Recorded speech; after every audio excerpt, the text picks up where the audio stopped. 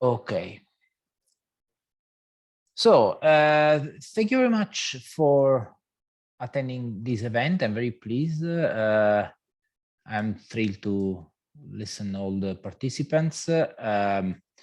We were expecting to raise some interest, but indeed it seems there was a high acceptance of high participation, at least in the booking for this event. So we are very happy that we probably touched upon a topic that is becoming interesting. Let me give you just a few words and the institutional context in which this event is taking place. First of all, this is part of a series of events which are called DISTFest by our department, which is named DIST. We are a happy department and joyful, so we decided to have a series of events that we named festive, related to festive, sort of festivity. But in reality, we are collecting a series of debates, event around a broad theme, about which the department is actively working. It is the Sustainable Development Goal 11, that is about sustainable cities and communities. At the same time, this event springs from an Horizon 2020 project in which the local unit, the DIST unit is involved. We have here Paolo Russo, who is the lead coordinator. And this is a project that is dedicated to contemporary challenges posed by human mobilities to cities and effect on terms of social exclusion or innovative policies of inclusion. While that project is as a main theme about short-term mobilities, so tourism, effect on cities, over tourism, even post-pandemic recovery and coming back of mainstream attitude.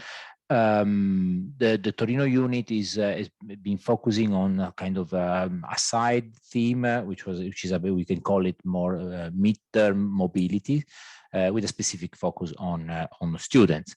Why there is at least is threefold. There is a threefold reason why we've been investigating this.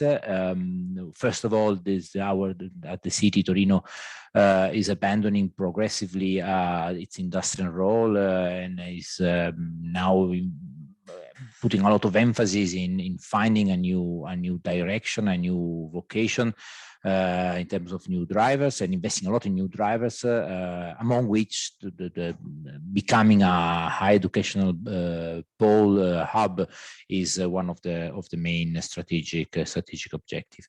At the same time, there are some urban dynamics happening in the city, dominated by there's a growing dominating narrative and discourses on this issue, which are leading and steering policies and initiatives, and then ultimately there are also clear effects at the local level with forms of if you want, exploitation, exclusion, new dynamics, and even integration. So now, from here, this was our interest in the theme, so in the relationship between university and cities, that led us to this event.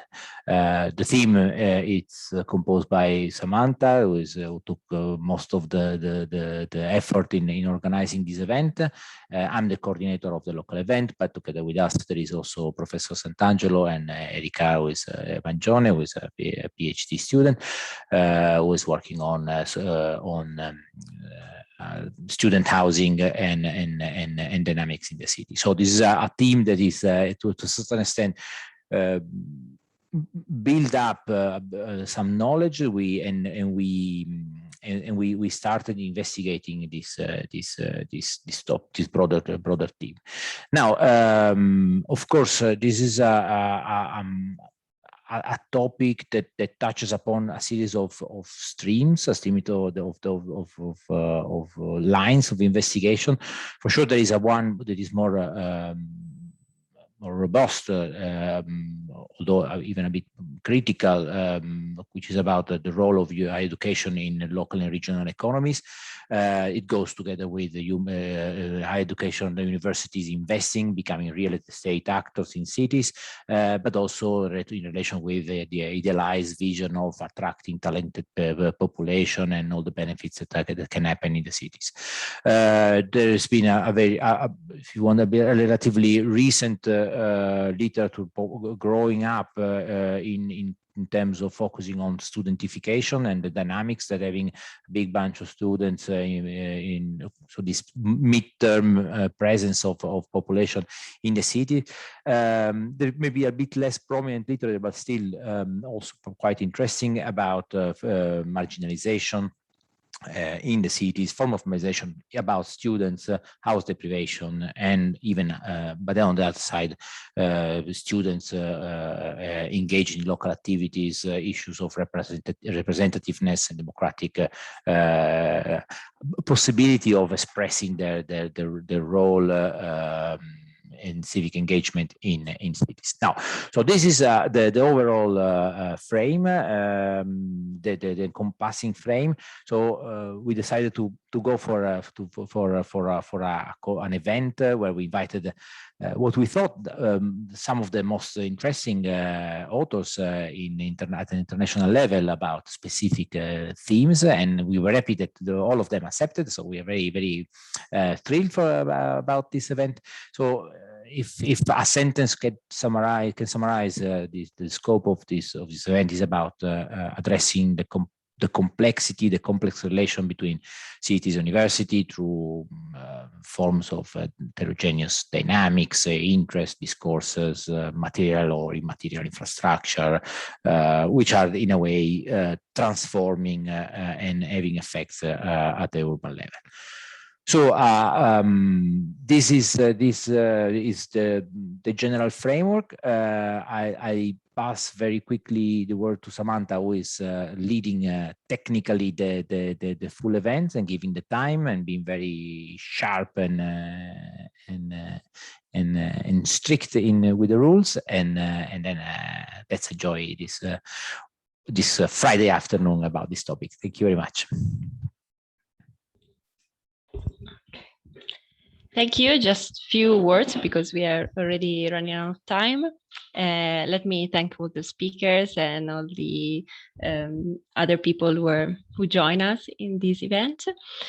Well, few words. The first, the event is divided into 2 slots. The first slot of presentation is entitled Universities as Urban Institutions, Attractive Policies, Branding, and Urban Growth Strategies.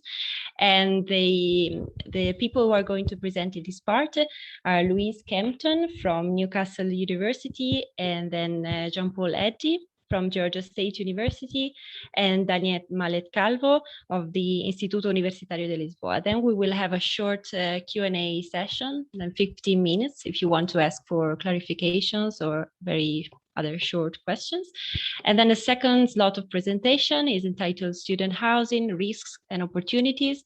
And we will have Antonio Paolo Russo from Università Rovira e Virgili di Tarragona, Silvia Mognano di Università Milano Bicocca, and then Nick Revington, l'Institut National de la Recherche Scientifique de Montréal. And then again, a Q&A session of 15 minutes. And at the end, we will have a sort of round table, an open discussion that I will lead, but also if it's open for a question from the audience. So I'll just give the floor to Louise. Please share the screen.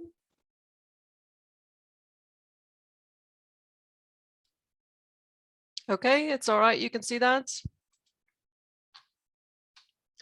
Okay, great. Well, thank you very much to the Politecnico di Torino for the invitation, and particularly to Samantha and to Loris for coordinating this event. I'm very happy to be here virtually. It would be nice to be there in person, but hopefully soon. So I have 2 main roles at the University of Newcastle, and so I'm interested in this topic, both from as a researcher in the Center for Urban and Regional Development Studies, but also as a practitioner, as a member of the management team at the university. So I'm going to just talk through a program of research I've been doing over the past 6 to 7 years, looking at this topic, particularly around the role of universities in local and regional innovation systems. And this is based on empirical work in 8 European countries, so the UK, Ireland, Spain, Italy, Portugal, Poland, Germany, and Sweden. And the empirical work involves extensive interviews with both university and regional stakeholders, and case study development, and then analysis of lots of secondary material and policies and so on.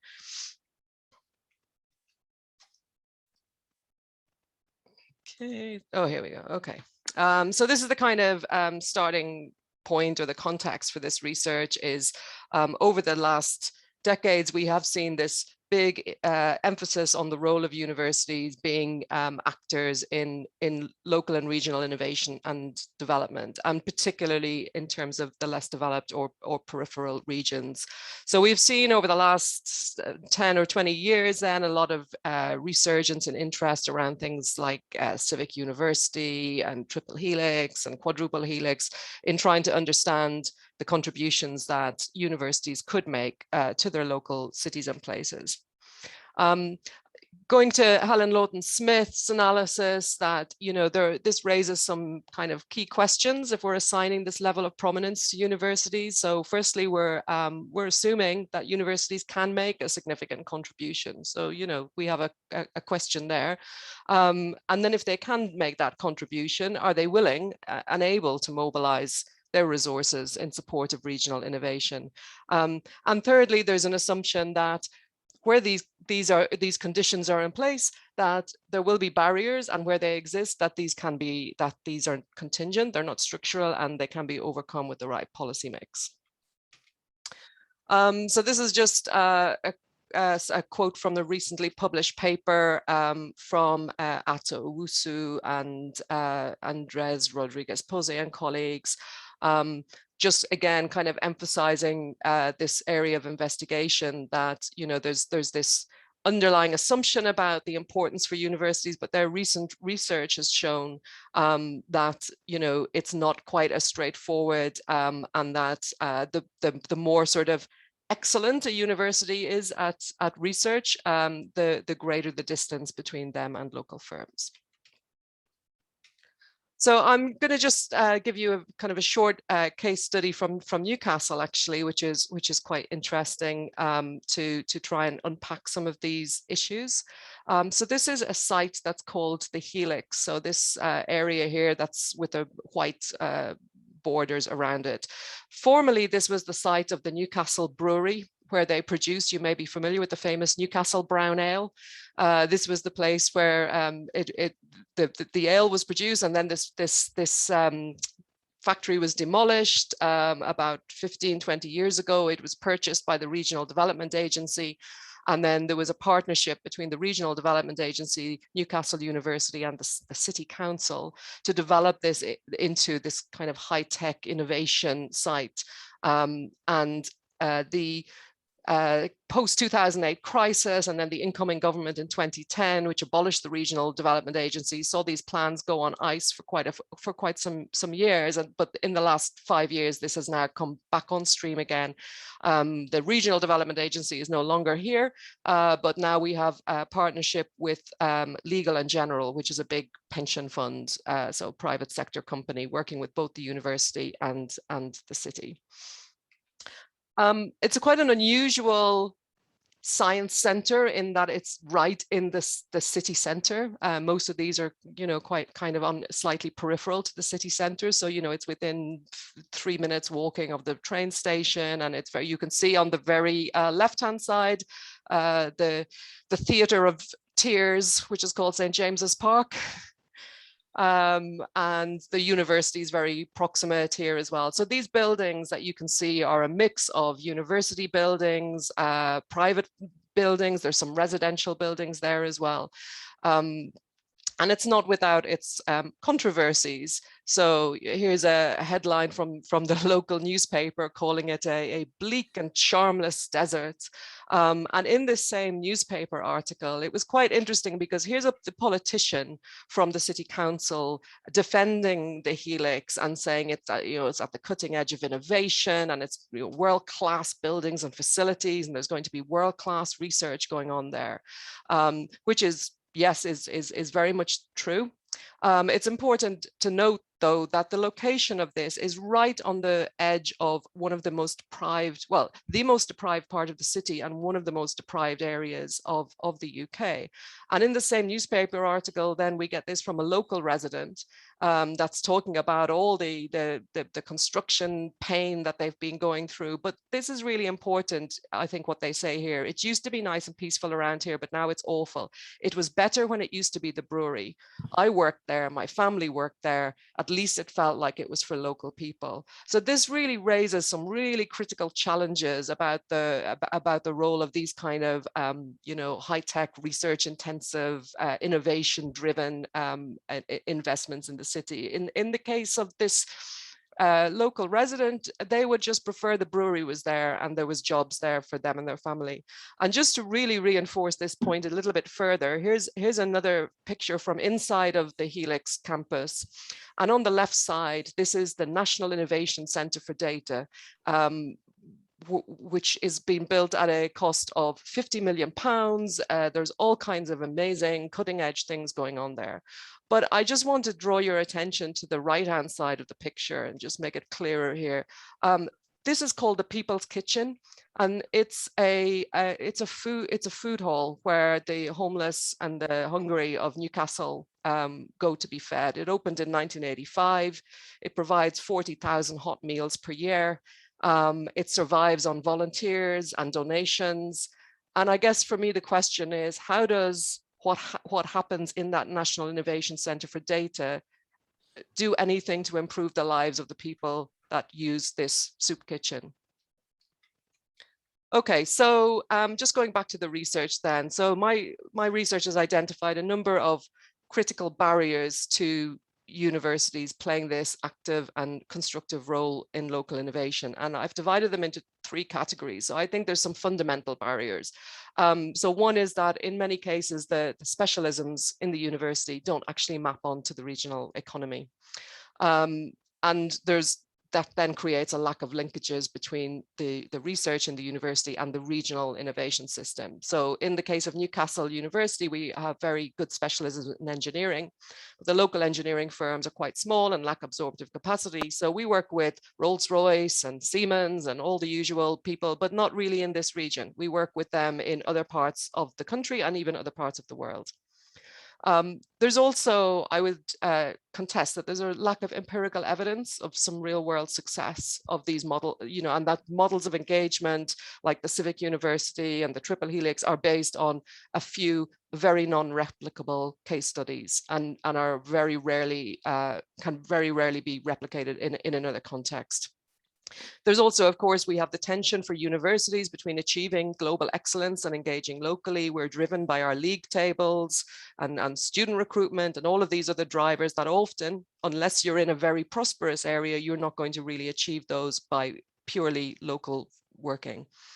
And also the genuine engagement is something that really needs a very long-term process of development and even like decades. So the successful things that I have seen are really where there has been this investment over many, many years, and where the engagement is driven by short-term funding and sort of, short-term drivers, it's very rarely sustainable. Then there's internal barriers in the university. So onto the same point I just made, that the engagement is often driven by these short-term funding opportunities. We are also motivated by a system for rewarding research excellence that is generally spatially blind, very much so in the case of the UK, but I think in many countries as well. And we find when we talk with individual academics that the engagement is often dependent on their individual motivations rather than being an institution-wide endeavor. So when that individual leaves or moves on or goes somewhere else, they take that away with them. the institutional history and characteristics can often have an impact on regional engagement. There's a lot of more detail in this one that I don't have time to go into. And then internally in universities, the recognition and reward systems and the processes for promotion generally do not incentivize regional working. And then we have then external issues that come from the context of the place, which include the regional industrial makeup, again, not mapping onto the specialisms in the university. A really wicked problem in peripheral places is a lack of absorptive capacity. So even where the university is enthusiastic and wants to engage, there's a real difficulty for the local firms to be able to absorb the knowledge and innovation. We also have problems around institutional thinness, and we've seen this particularly in the UK since 2010, where we've lost a lot of the kind of regional agencies that helped to build that kind of capacity and support. Higher education policy is often nationally focused as well and spatially blind.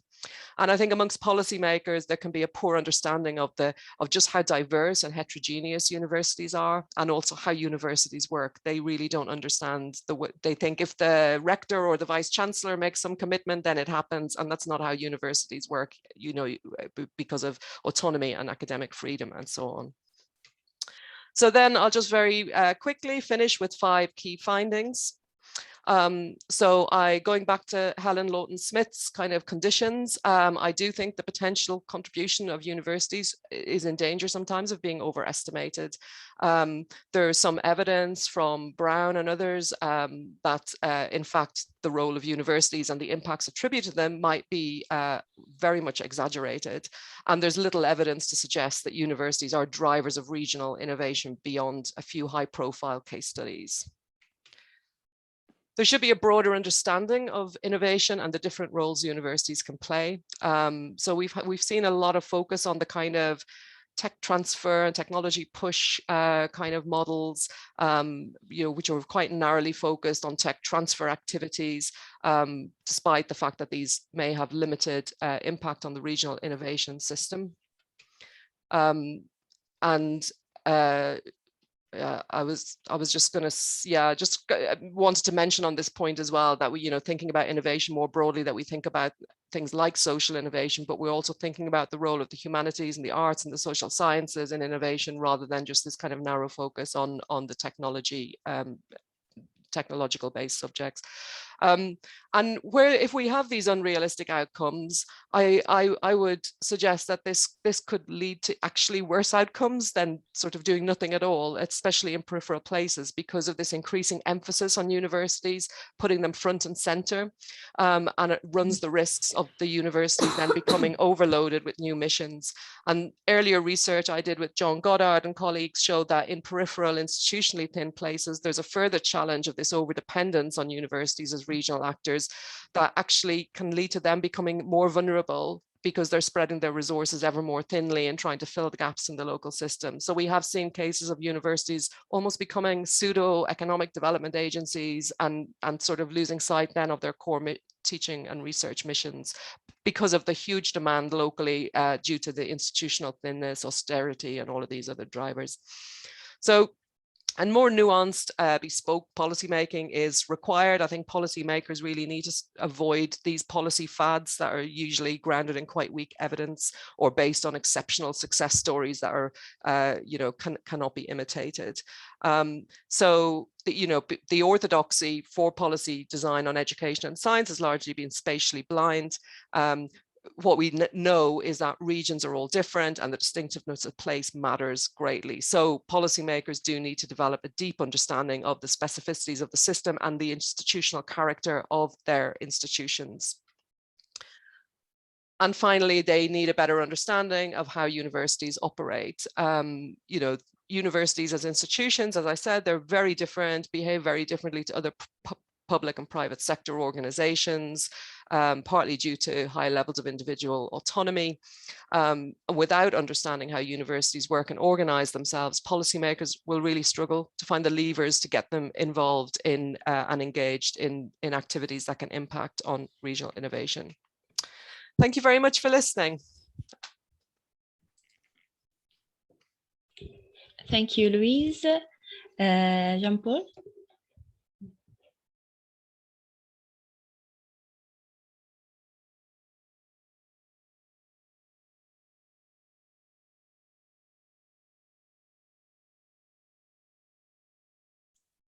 1 second.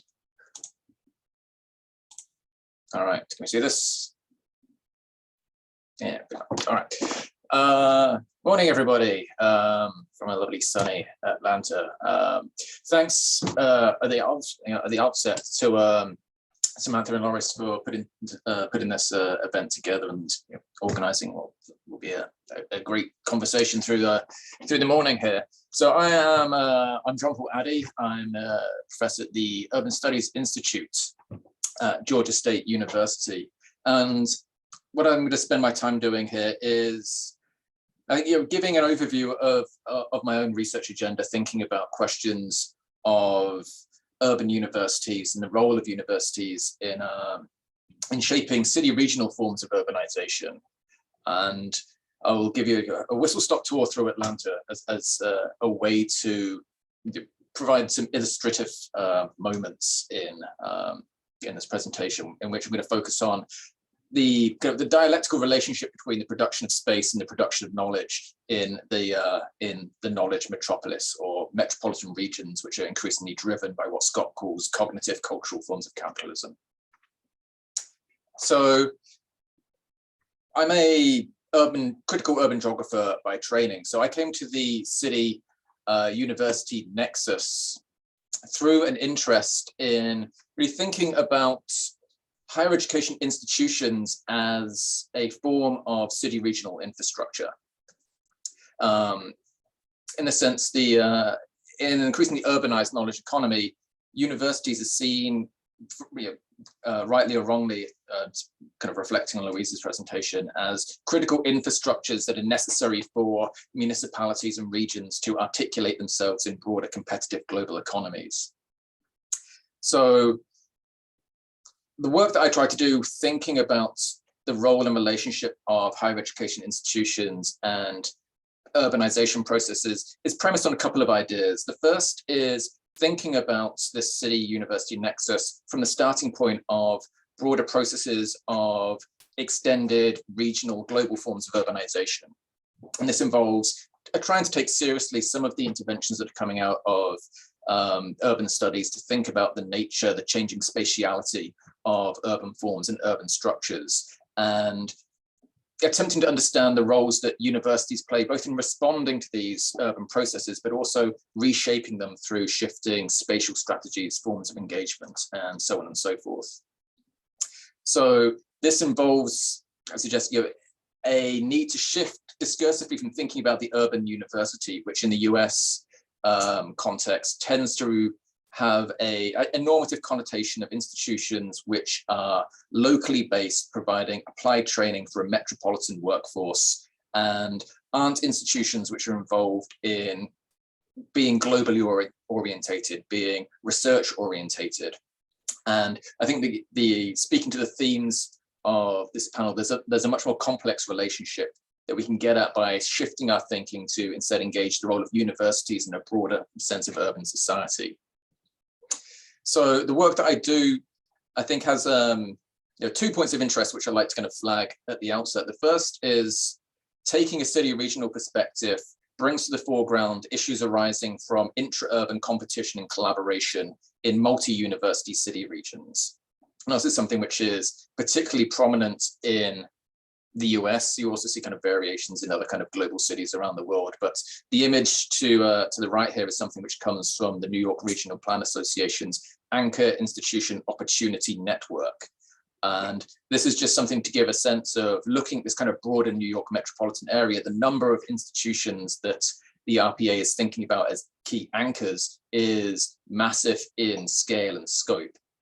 And these institutions are working with, to varying degrees, with a multitude of scalar understandings of what their roles and responsibilities are to their, to the social and economic development of their municipalities, their neighborhoods, but also this kind of broader regional context. The second point of interest I want to kind of flag is that our vantage point matters. And again, the work that Louise has done in Sweden and elsewhere stresses that these things look very different depending on where we're looking from. So the conditions in peripheral regions are very different from those in the urban core. in a variety of spaces. And we can think about this at an overarching regional level, but it's also true institutionally, geographically, and socially within metropolitan contexts themselves. So we have different scales at play, but we also have to think about notions of centrality and peripherality in the roles that universities are playing and engaging. So to kind of capture what I want to get across in these remarks, there's a few things which I want to, key messages that I want to kind of provide to the conversation. The first is that in the context of the knowledge metropolis, kind of this globalizing knowledge economy, the production of knowledge requires the production of space. So new forms of knowledge we see pushing the generation of new forms of urban space. And this is material, it's discursive, it's place-based, but it's also networked in a lot of kind of new and exciting ways. But at the same time as we have the production of these new spaces, we also have the demands for the production of new knowledge about them. So there's a demand to take seriously the challenges presented by thinking about the transformations that are underway at the interface of urbanization, the city, and higher education as a sector and a series of institutions. And this matters because the production of knowledge and the production of space have a politics to them. And what I would like to do in the next few minutes is kind of take you around Atlanta to demonstrate how we see the emergence of particular distinct forms of political economy and politics emerging at this interface of knowledge space in metropolitan areas. So to Atlanta, which is a global city in the southeast of the United States, it's got an economy which does increasingly pivot around cognitive cultural forms of capitalism. Atlanta performs vanguard functions in terms of the economy, cultural production in regional and national contexts, and hosts large-scale clusters around advanced manufacturing, bioscience, digital media, these types of things. But Atlanta is also a majority Black, highly segregated and unequal global metropolis. And it's this kind of backdrop that we then kind of overlay the distinct nature of Atlanta's higher education institution sector. So the city proper itself hosts 12 higher education institutions, thinking about these as being non-profits and enrolling more than 1,000 students. 3 of these are globally ranked in the QS ranking, so Georgia Tech, Emory University, and Georgia State University. One of the things which is particularly distinct about Atlanta is that it also hosts the largest cluster of historically Black colleges and universities in Atlanta. So there's 4 clustered around the Atlanta University Center: Clark, Morehouse, Spelman, and Morehouse Medical. So within the city itself, the city's these institutions within Atlanta, 2019, 2020 enrolled like over 100,000 students with a city population of about 500,000, and they have a distinct economic impact on this in terms of like job creation and these types of things. So the 10-county metro area positions Atlanta as one of the top 5 university centers in the US by student enrollment.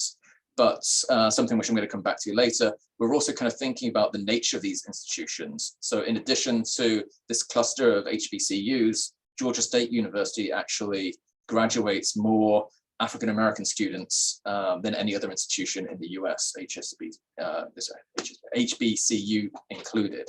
So there's a variety of decentralized, diverse institutions in Atlanta doing a whole bunch of different things. And that has an impact on how we think about this city-university nexus as something which is multiple, plural, and being produced and reproduced on a number of different registers. So shifting to think about what is the nature of the production of space which is emerging from these knowledge economy driving institutions. Well, the first thing that I want to note is that you can see over here, Emory University was petitioned to be annexed and was successfully annexed into the city of Chicago as of the 1st of January 2018.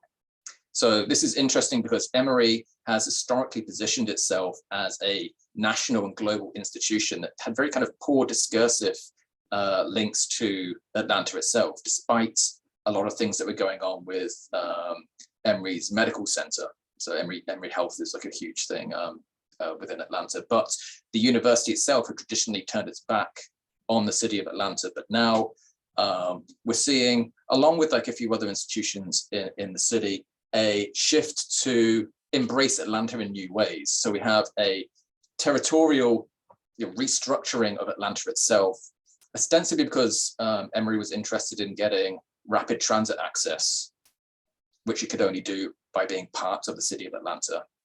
But there's also an institutional recognition going on for the development of new porous spaces within the university, like Emory Open here, and a recognition by university leadership that Atlanta is now a place to learn from and contribute to, which hadn't previously been the case in Atlanta.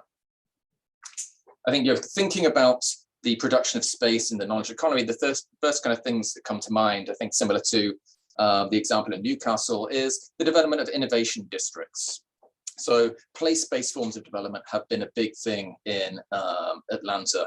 And this kind of reflects and operationalizes a form of policy approach advocated by the Brookings Institute and other types of institutions around the push to recognize the hidden in plain sight nature of downtown universities in driving urban and regional economies. Again, we can kind of take that rhetoric with a pinch of salt. But one of the things that people like Brookings are arguing, institutions like Brookings are arguing, is that we need to think about connecting university research and corporate research in place. So we have the production of these like huge building in the background here, which is the core center. This is a $375 million, 72,000 square meter mixed use development in Midtown Atlanta. It's part of the development over the past 10 years of what's known as Tech Square. And this has seen Georgia Tech kind of jump out of its traditionally inward-facing traditional university campus form across the main interstates that run kind of up and down Atlanta to Midtown, to a new area of the city, to develop a dense urban grid multimodal form of urban development, which comes with an associated form of like social reproduction. So we have the development of luxury purpose-built student accommodations, the type of thing which Nick will be talking to us about later. And the questions of like, who is this for, is kind of very interesting in the Atlanta context. So we're seeing these innovation things take place, and Georgia Tech is probably the immediate institution to think about on that front. Like, it's the big tech school in the state of Atlanta. But this type of these dynamics and this focus on innovation is also taking hold around the Atlanta University Center, but in a way which reflects differing stakeholders, different resources, capacities, missions, and populations being served by the historically Black universities and colleges in the Atlanta Center. So Apple and Georgia Southern have both invested $25 million to create an entire campus designed to generate a particular innovation ecosystem in a poor, predominantly Black area of the city. But what's interesting here is both the kind of institutional and racial focus of what's going on, but so that this campus is designed to connect HBCUs across America to an innovation system. So this is a development which is embedded in the city, but it's extending broader networks across the US in I think very kind of interesting ways. In addition to the focus here being on themes and topics associated with agricultural technologies, social justice, entertainment and the arts, and augmented reality type things going on. So there's a distinct kind of thematic set of ideas being developed in this particular innovation cluster. So we have placemaking going on that's reshaping kind of urban fabric and the institutional fabric of the city itself. But if we're also looking at some other things that are going on in Atlanta, we're seeing processes of rescaling and reterritorialization. So this is a campus map of Georgia State University in the 1960s, a small number of buildings clustered around downtown Atlanta. But over the past 15 years, we've really seen a massification of the university itself, which started as a night school, but is now positioning itself as an R1 research university. This has come with a huge amount of urban development around the downtown core, the development of the university's first halls of residence. But what's going on here is interesting in that the university itself is stepping up to fill a vacuum that was left by the regional banking cluster that left Atlanta in the 1980s. So there are a lot of vacant office buildings that the university has kind of moved into. So the office that I'm sitting in, the building here, was a office overflow building for Georgia Power. It's not something which the university is building and developing, but in a sense, it's almost a form of opportunistic growth in an area of the city which had been stripped of its economic, kind of core functions in the past. So we have a massification going on, but at GSU we also have a regionalization happening, where the Georgia State University was merged with the Perimeter College, which is a series of regional 2-year community colleges in Georgia, to both expand, which has both expanded the university, but is also giving us interesting ways to think about the networks and relationships between the periphery, the suburban hinterland of Atlanta, and the particular types of institutions that are operating in there. So Georgia State is also now doing some more student neighborhood developments type activities. We've bought the old baseball stadium, and are creating a studentified, or what counts as studentified neighborhood in Atlanta. But as with most of these things, this is happening next to a neighborhood which is predominantly lower income, predominantly Black, and there's interesting internal contradictions and tensions within the university happening here, where students and faculty joined with local residents to protest and oppose what the university is doing. There's contested processes going on here, which I think kind of expose some of the heterogeneity of institutional actions that are taking place.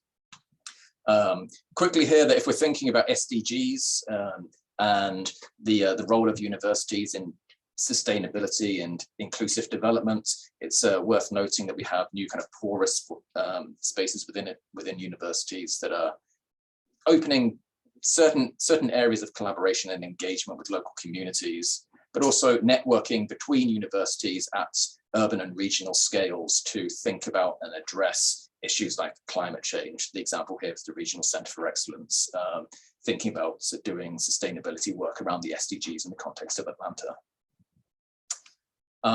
All of this is very kind of interesting, and particularly if we're kind of leaning on notions of the type of knowledge which universities can be producing.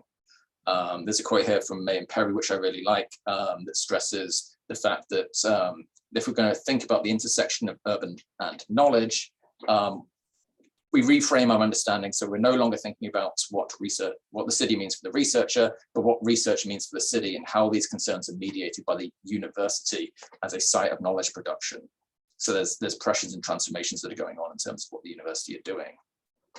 But we can also think about the urban as a problematic that shapes the mission, the functions, the actions of institutions, which are fundamentally urban by their presence and location within cities. Right? They're not external institutions which are acting in cities. They are a key part of what's going on. So as cities are building, as universities are building cities and developing urban spaces, they tend to do so in their own image. And with this, we get, particularly in the US, a contradictory role that gets to certain elements of improving American society, while at the same time reinforcing inequalities and injustices associated with things like blight, racial segregation, and poverty. So the knowledge thing is something which is interesting, but I'm not going to go into that now because I'm already consuming too much time. I want to give you a quick 5 implications of things at the end that come out of the type of work that I do in the Atlanta context. So the first thing, kind of echoing again something which Louise has said, is the importance of thinking about institutional variation.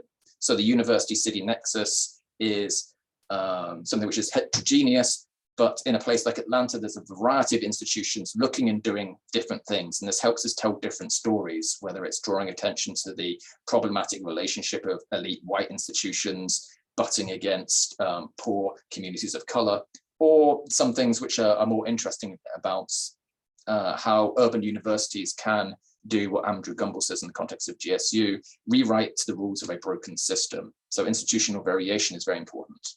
the fact that universities and the city aren't monolithic actors.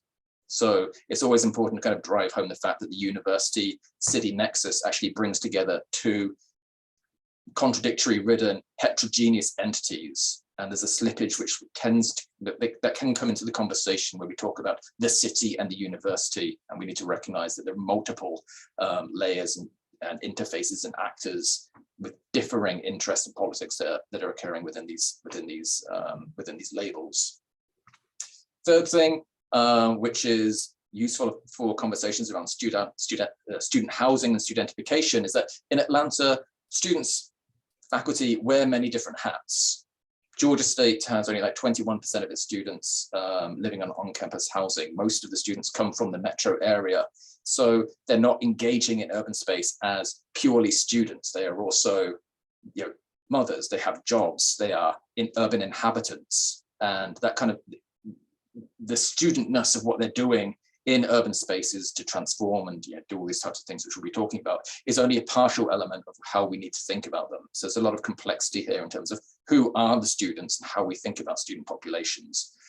In Atlanta, these are a lot of them are non-traditional minority students, which disrupts some of the conversations which I think we can have around studentification. So two things which are particularly Atlanta focused, which come from this, are the importance of thinking about race and racialization of university spaces, both given the importance of Black minority serving higher education institutions in the civil rights history of Atlanta, but also still thinking about the fact that universities are operating in a really segregated racial landscape in the city itself.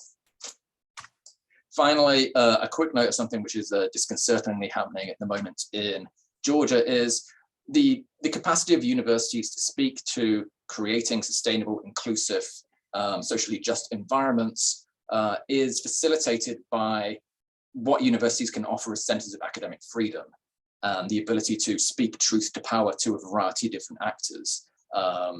And we can say this in kind of normative terms, but earlier this month, the Board of Regents, which oversees the public universities in Georgia, effectively just removed tenure, making it much easier to remove faculty who may not be speaking in a way in which the politicized nature of higher education in the United States is kind of going on with. So a disconcerting note to leave things with, but I think something which is important if we're thinking about the types of knowledge and conversations which universities can and ought to be driving moving forward. So on that, thank you very much for your time. Thank you very much, Jean-Paul. And please, Daniel. Yes, I will share with you my screen.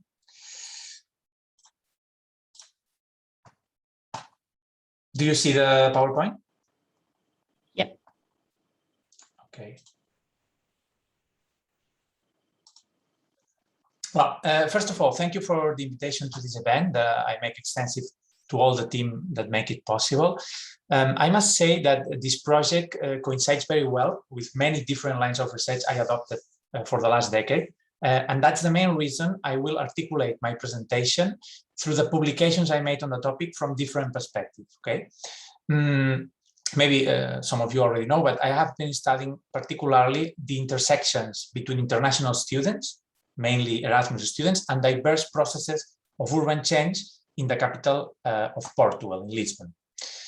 To be more specific, my current interest in urban change and international students may be traced back to my experiences as a PhD candidate when I was studying a very different topic, the material and symbolic rebuilding of Lisbon after the historical earthquake of 1755. Well, in those times, as a foreigner in Portugal, because I'm Catalan from the other side of the Iberian Peninsula, I used to rent the same apartments as Erasmus students during my research stays, and occasionally I also share flats with them. I realized soon that those students were more than just the clients or the users of universities. The activities, lifestyles, contexts they frequent seem to me increasingly complex and intricate, challenging the former borders between study and work, migration and tourism, production and consumption. So after my doctoral thesis, I started to investigate Erasmus through an ethnographic approach, including lots of interviews, sharing more houses with them, parties, conviviality, and so on. My perspective consisted in analyzing the intersections between international students and urban contexts in terms of their reciprocal impacts. On the one side, students stimulate the local economy, prompting urban change, and on the other side, global cities frame their biographies, providing students with enriching juvenile experiences. In this sense, I found that students' desire for mobility lies at the crossroad of different interests and processes, including not just these classic traditional materialistic economic-based factors, but also global consumption demands, urban lifestyle motivations, subjective traveling imaginaries. Literature, in fact, shows that many students seem to choose destinations according to the experiences they expect to encounter in other terms, in terms of leisure activities, urban sociability, tourism attraction. Consequently, students imagine urban destinations as a stimulating experience that is in connection with their own subjective processes of transition to adulthood. Think about, for example, in these very well-known institutional slogans of Erasmus program: change your life, lifetime experience, open your mind. For me, in my perspective, Erasmus is a kind of a ritual of passage for a certain class of young people. Obviously, at the background of all this amusement, we have two parallel processes caused by the acceptance of the neoliberal agenda by the most part of European governments. First, a very accelerated process of globalization, internationalization, and commodification of higher education, which lead many institutions to the necessity of attracting not just national students, but also international students, researchers, and so on. And second, the emergence of urban mass tourism in many European cities, caused by the collaboration between public administrations, leisure and tourism industries, and global real estate capital, which aimed at attracting other kinds of publics. As a consequence, many European university cities have developed their role as cultural and creative centers, providing knowledge, leisure, services, not only to these national and international students, but also to other foreign visitors, oriented also by cultural and leisure interests and consumption.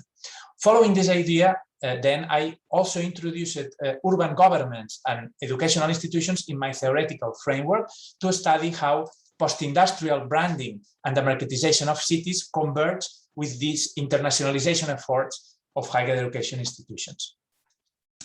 This is the case of Lisbon, of course, which adopted during the last decade the strategy of putting the city into the global market of destinations, trying to attract a growing number of tourists, students, or lifestyles migrants. We have no time here, but in this article, we explain how the conservative parties at the government take advantage of the 2008 financial crisis to introduce an aggressive neoliberal agenda that led to a huge phenomenon of mass tourism and gentrification, prompting this enormous housing crisis that we have today. We also made these urban sketches that are very nice. In order to illustrate this argument, I will show you a list elaborated by Study in Lisbon, a platform launched in 2014 by the City Council involving universities, student associations, startup incubators, and also partners in the tourism sector. In this list of reasons, only the first couple are exclusively related to the academic dimensions of student life. The other 8 relate to attractions of the city in terms of lifestyles, tourism, quality of life, illustrating precisely this logic of place attraction in cities under post-industrial capitalism.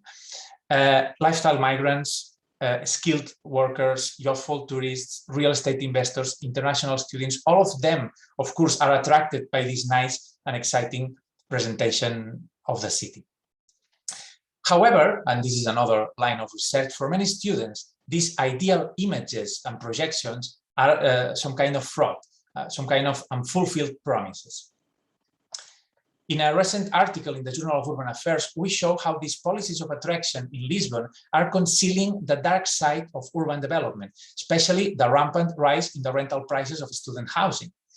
Also, this year, I published a chapter in the Palgrave Handbook of Youth Mobility and Educational Migration, where I explained that the anxiety of searching for a place to live is also present in a relatively wealthy population, such as Erasmus students, embodying the contemporary housing uncertainty that unfortunately is prevailing in Southern European cities, including inequality of access, offer scarcity, and temporality. Based on my long-term ethnographic fieldwork, this chapter provides a portrait of the discourses and practices of resistance, adaptation, belonging, with which Erasmus students in Lisbon are resisting the current housing crisis. In the same line, we wrote another article, which is at this moment being revised for a special issue with my colleague Agustin Coccola, also a member of SmartDest. We present the impact of platform economy in student housing, particularly the role of Uniplaces. I don't know if you heard about Uniplaces. Uniplaces was created in Lisbon as a startup, being later backed by venture capital, and finally reached almost a monopolistic position in student housing market. Uniplaces and other platforms such as Airbnb allow the owners to easily commercialize the supply of local housing market on an international scale. Therefore, international, more wealthy students reach the local housing markets in places such as Lisbon, generating huge expectations on the part of landlords to earn more money with their properties. With the global demand reaching this local housing supply, the prices naturally escalate, disconnecting from the local purchasing capacity. In fact, the new papers documented for the last years in Portugal that local university students cannot afford the prices of student housing, which now are very dependent on the pressure of a global demand. Changing now the focus, I want to show you some examples of this profound and manifold presence of international students in processes of urban change different from housing, which is a more classic approach. I'm talking about nightlife and tourism. My first ethnographic work about the Erasmus students was an article in the Portuguese anthropological journal Ethnográfica. I observed then, in the time of when I was writing my PhD thesis, I observed that a particular group of alternative neo-Bohemian Erasmus students with whom I lived that year had developed a distinct collective lifestyle in the patio they lived in Lisbon's Alfama neighborhood. Their most important collective practices of these students consisted in organizing dinners and Bohemian parties and encounters in the middle of the patio. They even installed tables where they spent most of their time drinking wine, socializing with other students close to these nice little apartments. 6 months later, when the students left Lisbon, the hostel next door rent those apartments and transform them into rooms for tourists, imitating the New Age style of the former inhabitants, and even installing benches in the patio and more fancy tables inside the hostel. In academic words, we can say that student alternative practices and lifestyles were identified and developed as commodities by small economic agents, in this case, to improve their products for visitors' consumption. This seems to me a very interesting dynamic between international students' lifestyles and private creation of economic value. In this another article published in Leisure Studies, we explore the historical transformation of Lisbon's most important nightlife area, the Bairro Alto, through the examination of a very particular process in a singular corner of the district, the so-called Erasmus corner. Some areas in the Bairro, mainly the upper side, have maintained a dangerous character, a marginalization, even after an important urban reform in 2008, resisting then gentrification for many years. The first spontaneous gathering of Erasmus students, attracted, of course, by promotions of shots, cheap alcohol, etc., took place in the border of this dangerous upper side, as we can see here. After some years, Erasmus students were slowly moving to the north, following also some bars that offer cheap alcohol or more cheap alcohol. And finally, we can say that colonized this space, being the main student presence in an area still considered dangerous by local Portuguese students. The spatial colonization of this spot by Erasmus students and the economic activities they attracted accelerated the social sanitization of the upper side of the neighborhood, concluding this process, this district's nighttime pacification. Today, this new Erasmus Corner is an everyday, crowded, very popular space of gathering and collective identification for all international students in Lisbon. Regarding the students and the urban night, I published also 2 different accounts on international students' nightlife consumption. In this book, we show how the commercialization and specialization of some venues on Erasmus students' leisure has led to the progressive socio-spatial segregation between local and international students. As a consequence, some Erasmus students reject the mainstream circuits frequented by most part of international students, seeking instead real contact with the locals.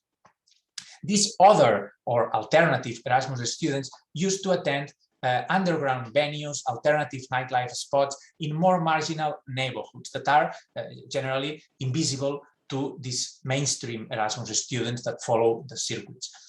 However, we finally in this article pointed that at the end, they are also participating in processes of urban transformation. On the one side, mainstream Erasmus, of course, reinforced the specialization of many districts in nightlife leisure, accelerating gentrification. While on the other side, these alternative Erasmus students participated in the discovery of more marginal areas for an international public.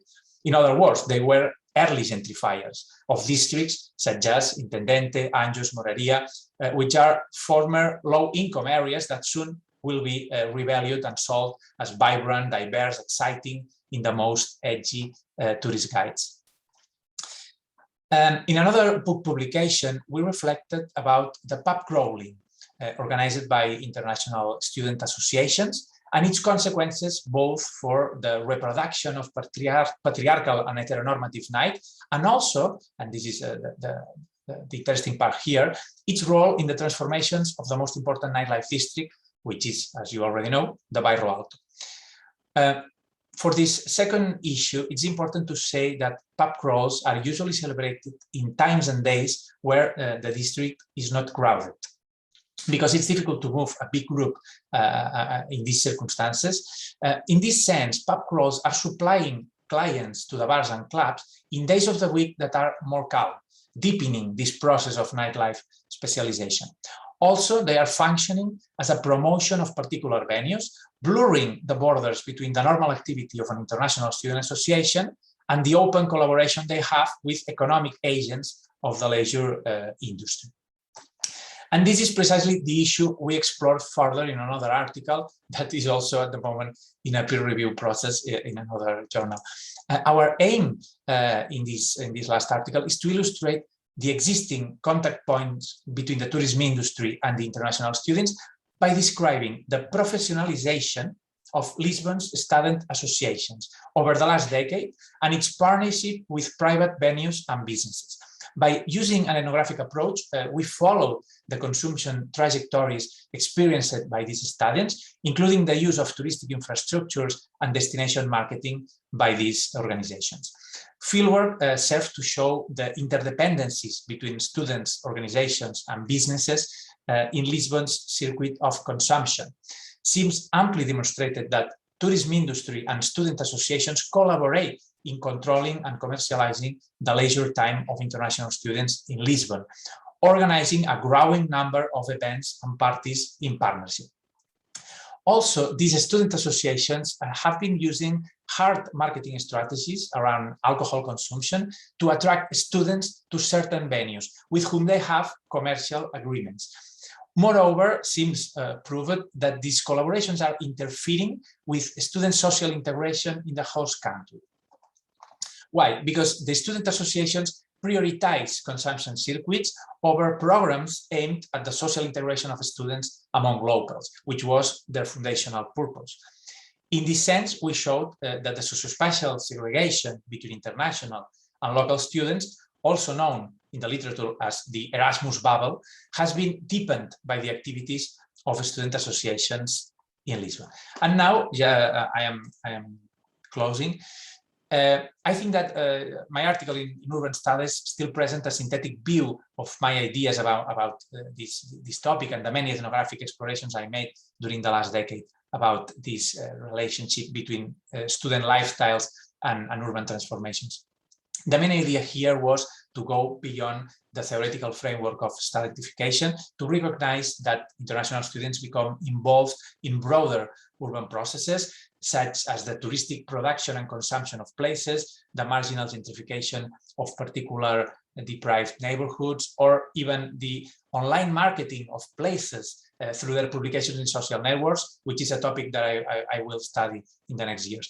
As a consequence, I started to see international students as a new class of transnational urban consumers, because they were participating simultaneously in the knowledge economy as students, in the leisure economy as youth, and in the visitor tourist economy as non-nationals. Therefore, they are important assets to the global production and consumption of knowledge-based, cognitive, cultural, urban capitalism. I hope I just spent my 15 minutes, and thank you very much for your attention. Thank you, Daniel. So if someone has questions, Daniel, you made me feel very guilty because I was Erasmus in '94 in Lisbon. So seriously, so yes, we're gonna arrange an interview. Yeah, probably one of the first Erasmus who started the process. Sorry for this personal note. Samantha, let's collect any comments if someone. Yeah, please feel free to speak, or if you want to write in the chat, but.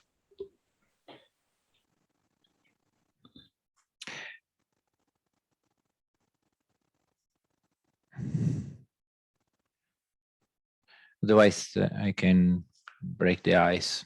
Thank you. I think all the three presentations were outstanding in showing how Jean-Paul would call a combination of production of knowledge and production of space.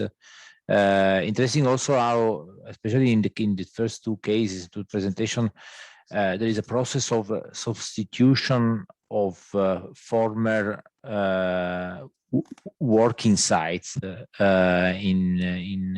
so there's very often this idea of universities becoming the new engines of the new place of workforce of production, which I think it's an interesting challenge and is posing to the configuration of the urban dynamics and the urban economies. But I think all the three presentations showed very, very clearly how there is a complexity that goes much more beyond the idea of students as a client, as also was mentioned, but also as a person that are engaging and transforming the cities in the space and the rhythm and in the activities.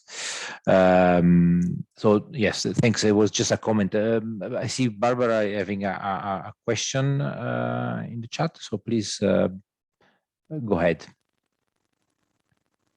But you have, it seems you have a microphone off. Can you hear me? Yes. Yes. Okay. Hi, everybody. So thank you for organizing this, and thanks everybody for the presentation. I am a PhD student in La Sapienza University, and I'm doing a research about the interconnection between students, tourists, and temporary worker. So I'm referring to Daniel's presentation, and I have a question, maybe more a comment.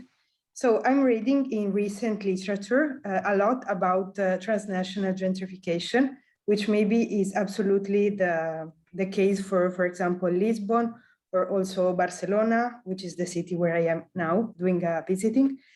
But something I would like to point out and ask, I don't know, what do you think about, is also about internal migration in these cities. Because I see, yes, as I already said, a lot of concentration about Erasmus and the foreign people coming. But I think that in many countries, like, I don't know, Spain, Italy, and maybe Portugal, also there is an internal migration of students from, for example, little towns to big cities. And I think they are not, I don't know, literature doesn't speak enough also about them. And I think we're missing a little, maybe little piece, but I don't know, just wanted to say this. Thank you. Yes, well, as you see, the problem in the case of Portugal, do you hear me? The problem is that in the last 5 years, this internal migration of local students was stopped precisely by speculation, gentrification, and this increase in the prices of houses. And many students decided to not going to sleep in Lisbon, and they travel every day to their universities, or they abandoned their project of studying in the capital. This is what's happening with the local students, but it's not my specialization, so I don't know more about that.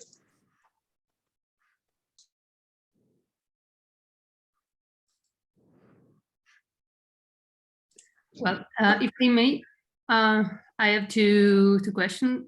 First of all, thank you for all the speakers of today. Thank you to be here.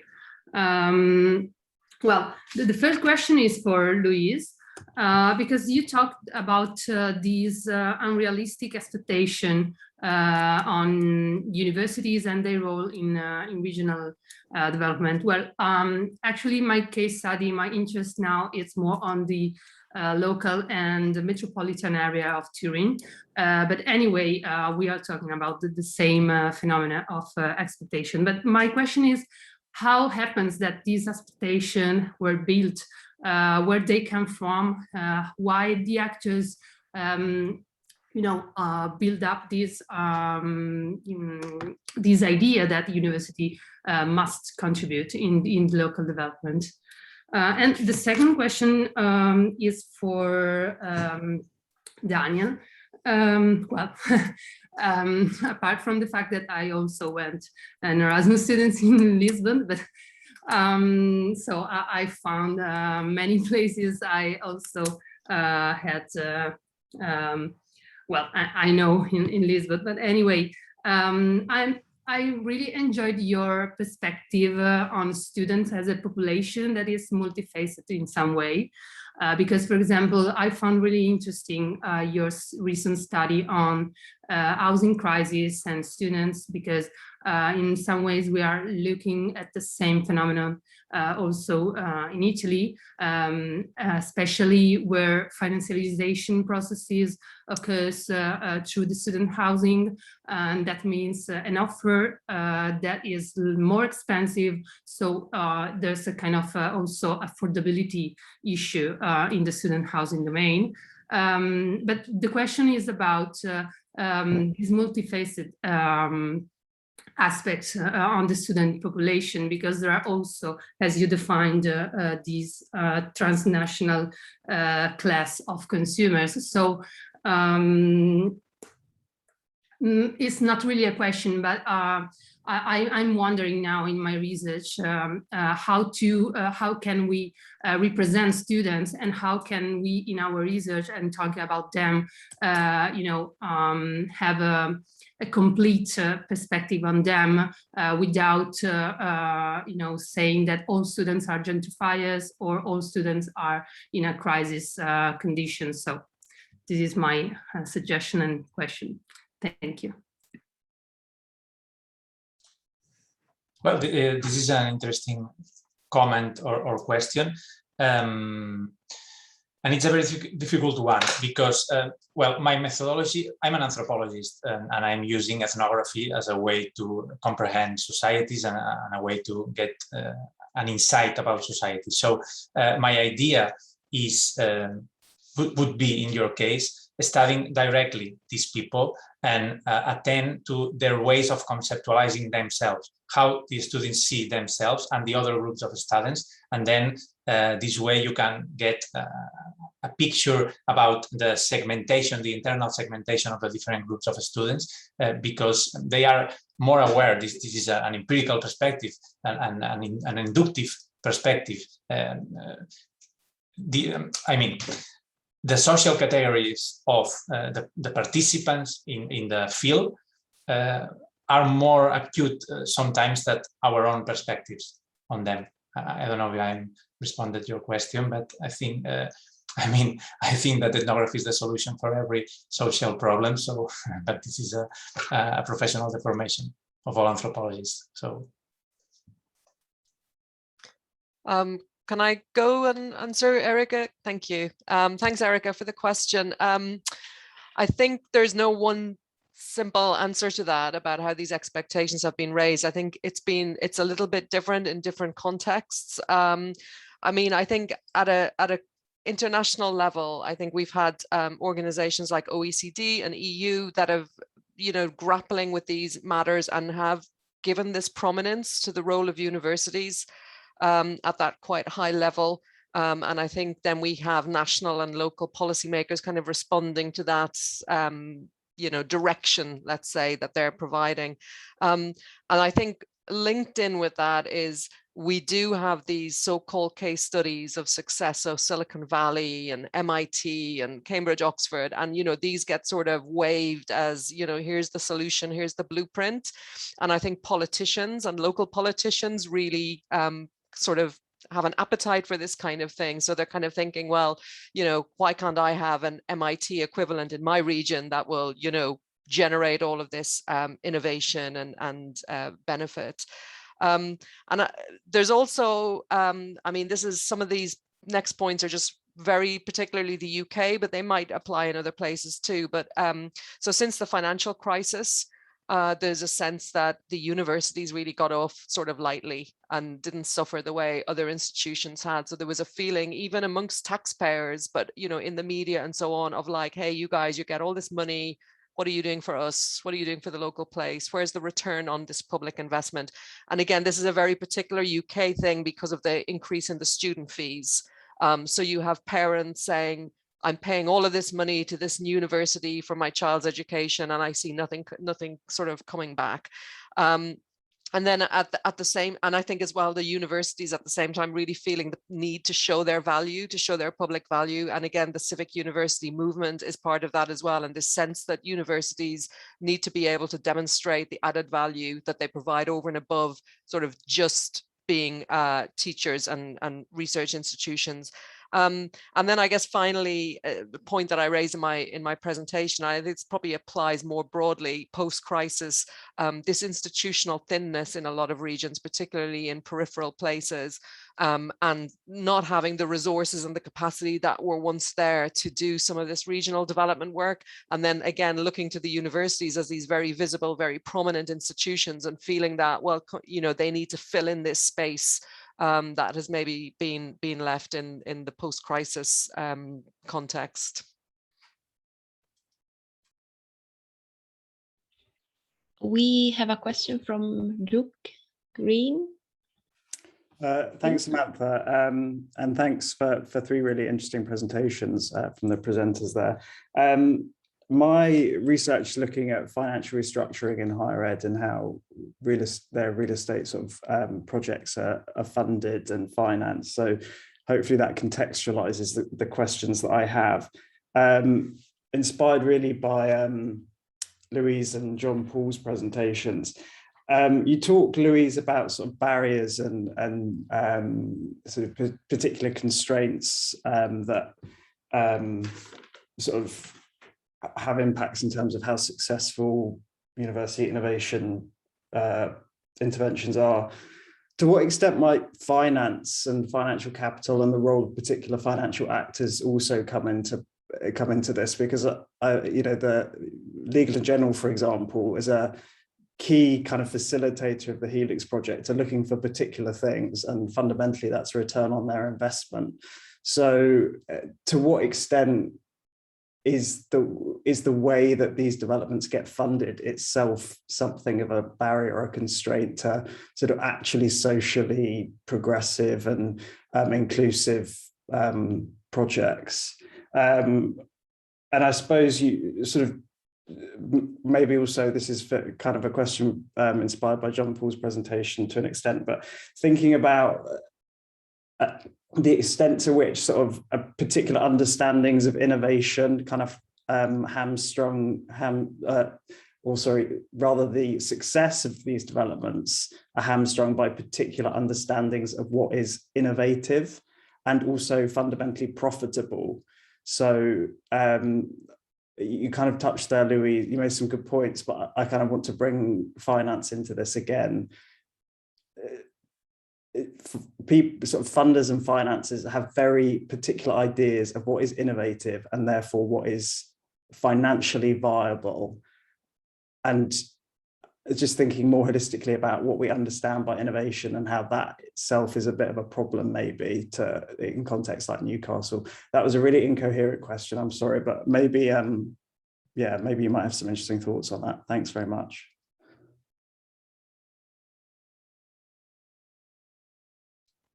Okay, well, I'll go first then, and maybe John Paul's got some things to add. Thanks, Luke. And you know, this isn't really an area that I have explored in terms of the the financing of these things. I would like to do some deeper research on these kind of innovation districts, and I think the finance aspect of that is actually a really underexplored topic. So I think you know, it's a really good topic for your PhD. I mean, I think one of the tensions where you have these multiple partner projects is what the sort of what they want to get out of it and what they see as success. And I think this has been a problem in the past in these multi-partner projects where everybody has a different idea of what success looks like. So just as one example, the city council is investing in this because they want businesses on the site and they want the businesses paying business tax and business rates.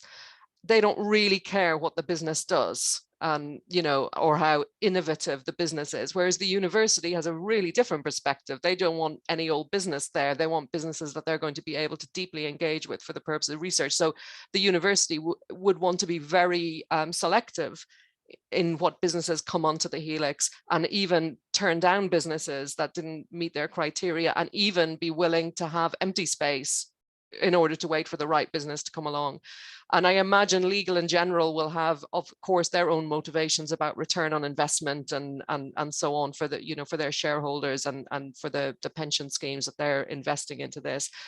So I haven't explored it in depth, and I'll be really interested to find out if you've got any insights. You know, if you want to contact me separately for a chat about that. I mean, I think the point about what is innovation, how to make it profitable, and some of the comments that Loris made at the beginning of this plenary session as well about communities and, you know, this like taking over these sites that had some sort of intrinsic value to local people and replacing them with something that is big and shiny and maybe will do exciting things, but sort of disconnects from the local. Again, this is something that's kind of an emerging agenda for me, and I'm working with Andy Pike and other colleagues on this, but it's this idea about the foundational economy and inclusive innovation.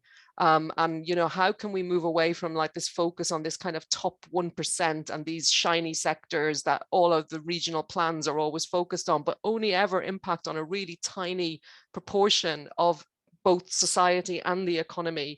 And if we look at the everyday economy, which makes up about 50 to 60% of our workforce, if sites like Helix were seen as being quite connected to those economies and promoting small scale incremental innovations, but that would have a really big impact if they happened, like on health and social care, on education, on the things that matter to everybody's everyday lives. So I'm not giving a coherent answer to the question. It's a question I'm thinking about myself at the moment and would like to explore further.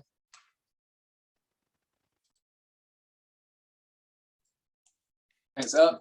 Yeah, that's a really interesting question, Dick. And I think I'm going to have a crack at the second part of your question around your notions of innovation, because I'm sitting here in what is the second or third most innovative university in the US, and you know, Harvard's number one. I think Arizona State might be like 2 or 3, but Georgia State is, you know, innovative in a different way to those types of institutions, particularly ones which tie that kind of narrow notion of innovation to economic development profitability.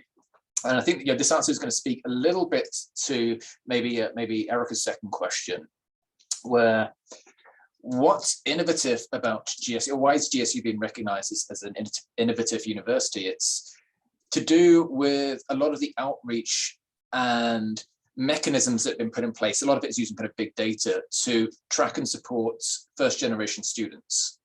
So this is a majority university. We have a lot of students who are coming from the metropolitan area who don't have a institutional knowledge of how universities work. They don't have that kind of cultural capital to understand, you know, things like you know, when you need to get your applications in for financial aid. Like if you don't have a family experience doing this, there's a lot of things which are alienating about the experience. So there's notions of innovative practice which the university has put in place to monitor and track students, to identify students who might be either struggling in kind of key classes for their degrees, and then having an activist interventionalist approach to like student supervision to make sure that we are not losing students who will be inclined to drop out and kind of disappear. The university also does interesting things with micro grants to students who are struggling financially or who might need like a couple of $100s to make their tuition payments, which is, I think, a really kind of important thing that a urban university or a university which is working in a diverse, dynamic metropolitan context is doing. And I think to tie this to the question of how do we break down this kind of homogenous, collective ideal of what students are.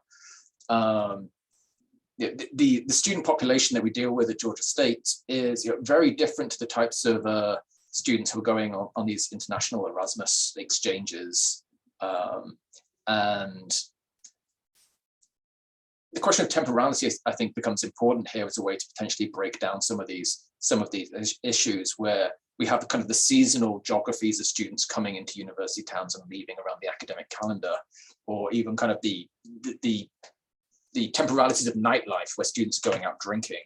The context is very different, where we have students who commute in to our downtown campus in Atlanta and then dissipate and disappear into a broader kind of metropolitan population. So this is going back to the idea that we have students wearing many hats, and it's not so easy to kind of identify who are students and what they're doing as students versus being urban inhabitants. And I think there's also throwing out the drinking age here. So students can't drink until they're 21, which, I mean, I don't know what you do in an undergraduate if you can't go out on pub crawls and whatnot, but it's a different kind of social form of practice here that has its different kind of temporalities here.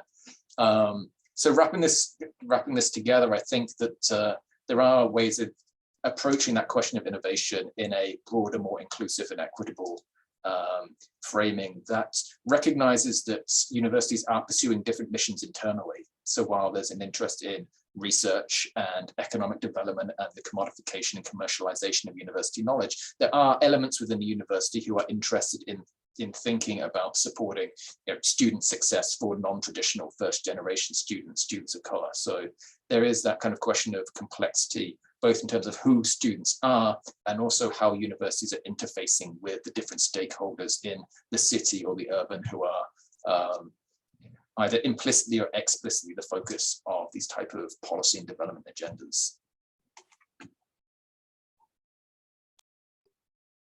Okay, thank you very much to all of you. And yes, if you have further questions, I think that we could have time at the end to discuss. And so let's move to the second part of this event and talking about student population and the internal differences of student population. Let's focus on students and the housing issue. And so please, Paolo, you can share your screen. Yes, thanks, Samantha. Okay, so, well, first of all, thanks to the DIST team for setting up this great event, which is also a very good contribution to our Smartest project. So this is the first part or the work in progress of a paper that I am writing with Giacomo Salerno of La Sapienza University in Rome, who is in the audience, where we put together basically this project and also a project called Short-Term Seating, which is involved. We have empirical material which is actually in progress, meaning that we did the field work and now we are working on this material. But let's say that our main focus is on student communities as a special part of contemporary urban societies. And I will go very quickly into, let's say, our conceptual framing of the issue. So we start from a reflection on resilience, where we try to include, to introduce a normative frame of resilience, of urban resilience. Then we also take into this picture the use of mobilities as an epistemological approach, which is positing social capital as a dynamic and a highly enmeshed form of capital constitution for places. We are in this sense looking at student populations as an asset for places which are subject to processes of erosion of its social base. And in this sense, we are looking at the residential strategy of students who are completing their study courses in places. So the capacity of retaining of this capital, which again harks back at the question of resilience. In this sense, it would be good to say why we focus this study on Venice, well, not only because both of us are Venetians and very interested in what is happening in our city, but also we think that's because Venice is an exceptional testing case to analyze the relationships between urban space, or residence communities and mobilities, also allowing disentangling different forms of mobile dwelling, the short-term uses of visitors, the longer-term dwellings of students, and the role of expats in reconfiguring the city identity historically and in contemporaneity. However, what happens in Venice, experience shows tend to happen in many other types of places, like especially in tourist destinations, which are shaped by leisure mobilities. So it's possibly an extreme case, but one that leaves room for generalizations. Venice has been historically built on mobility flows, flows of trade, of migrants, of cultural influences, and it has been an haven for different populations, producing a social and cultural capital, which became stratified in its modern identity.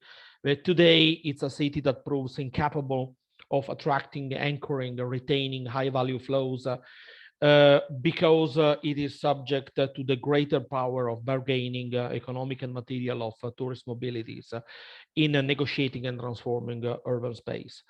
A negotiation that happens between a stable population, which is shrinking, increasingly dependent, and one that is highly mobile and intermittent, whose mobility is regulated through a global extractive regime with some local complicities. But we recognize that there is an in-between population, mobile and at the same time deeply rooted, tied to local excellences, educational and cultural, and constitutive of social capital, that has affirmed itself materially and cognitively as a potential antidote to mass tourismification trends. Yet the capacity of attraction and retention of the student population is challenged by the evolution of trends in mass tourist mobilities as well. Our entry point is a paper that I have published more than 10 years ago with colleague Albert Arias, which was examining the idea of higher education students in Venice constructing a landscape of creativity. That's how we call that at the time, living temporarily in the cities, and which was contrasting and contesting the urban dynamics of mass tourism. Especially in the period between 2002 and 2008, there has been a process of rerouting of students in the historical core of the city. This process has been facilitated by the construction of student residences, but also by the liberalization in the rental market. And this has allowed a certain degree of dynamization of the city, of cosmopolization and economic regeneration in areas which are were subject at the time and still are to very strong trends of erosion and simplification of the economic base. So sustainable synergies between student populations, the cultural industries of the city, and a niche of high-value tourism, a very precious niche of high-value tourism, were built in that period. But dangers and then challenges in this relation were already then in view. One which I would like to point out, because maybe I haven't heard it until now, and I think that is a nice topic for discussion. Students who came to live temporarily in cities do not vote and have basically no influence in the evolution of the city's polity. There was and there still is, and even more, a scarcity of work opportunities for a higher scale of retention of the social capital. And at the time, the tourist use of housing was an incipient threat, which were starting to collide with the stability of student dwelling. Well, since then, these kind of developments have effectively materialized. I don't have to talk about the mess created by platform hospitality on the residential market, which impacted directly against the affordabilities of housing for student populations. And so students, higher education students, found themselves from being considered in part gentrifiers to having been subject to process of gentrification, and home in the city passed to a higher level from being a residential mooring to become a speculative asset. The hyper-specialization of the city around tourism has gone to a next level again, with non-tourism, high-value jobs being increasingly chased out of the city. And this is another, I think, quite interesting topic for us. There has been a political debacle in the sense that the city, that has been trying, the institutions of the city, which until, I would say, a decade ago, were still interested in doing something to raise the fate of the city. The constituency is not able or not interested anymore to plan for the social survival of the historical core, and possibly this is a kind of like endogenous result of the extreme shrinking in the population base of the city. I have a few data. Maybe this is an interesting one regarding let's say the trends of tourismification or hyper specialization in tourism of the city. This is like an historical comparison of bed places for visitors in the city compared to the actually resident population, where the most recent data we have from 2018 talk about basically same amount of beds go for the short-term tourist market than for the resident population, which also includes temporary residents like students. And this other map that has been produced by Ocho, grassroots observatory on housing in Venice, is coloring the map of the historical core in cities with darker colors in pink for areas where the relation between visitor bed places and resident bed places is higher. So we have areas in the city where this relation becomes 20 to 1, 20 tourists for each resident in the city.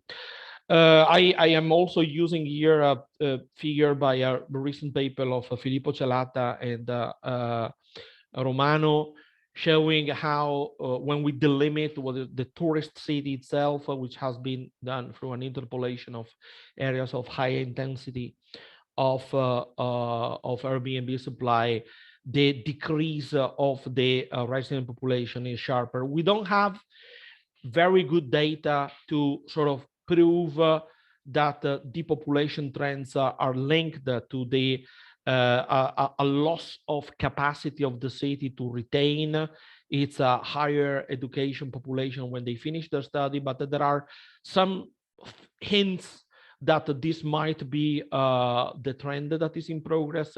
In the general trends of the population of the city, when we split by age group, we recognize that the real segment of the population, which is really falling in Venice and has been falling sharply in the last 10 years, is the segment of age between 30 and 49-year-old. And I have more like detailed data about 30, 39.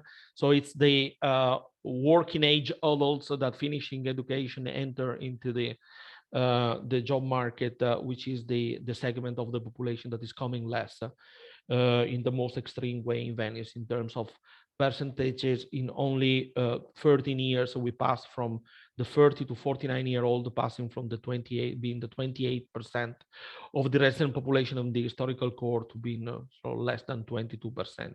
So there are signs, and this is the type of storyline that we are building in our work, that if in the face of natural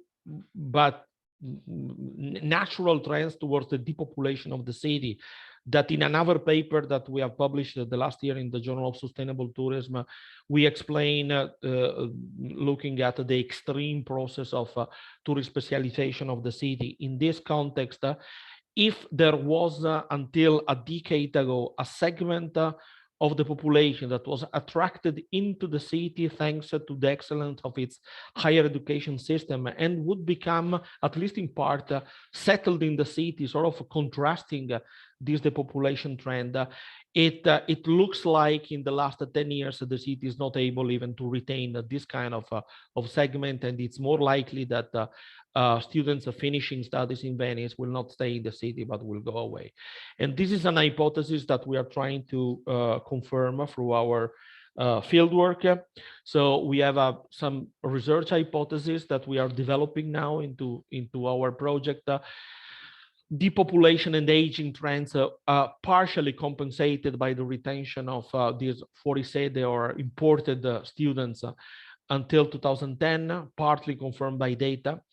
Venice remains to the date a very attractive place for students living and work and studying in the city, because they live in the city of Venice a unique experience as temporary dwellers.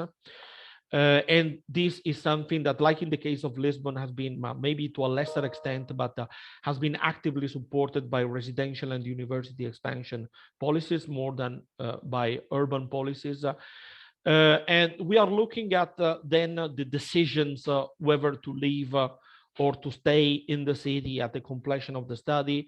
And we tend to think that those who live after the studies, because the bubble of student life has been closing and they seek for jobs elsewhere, or because they cannot stabilize as residents for the housing shortages or housing inaffordability that is increasingly affecting the city. But those who stay after the studies, it's because they have built stable relationships, social or professional ties with the city, and is now also subject to the uncertainty about the transformation, the progressive transformation or deterioration of the city, or themselves they become agents of this deterioration as middle-class rentiers in the city.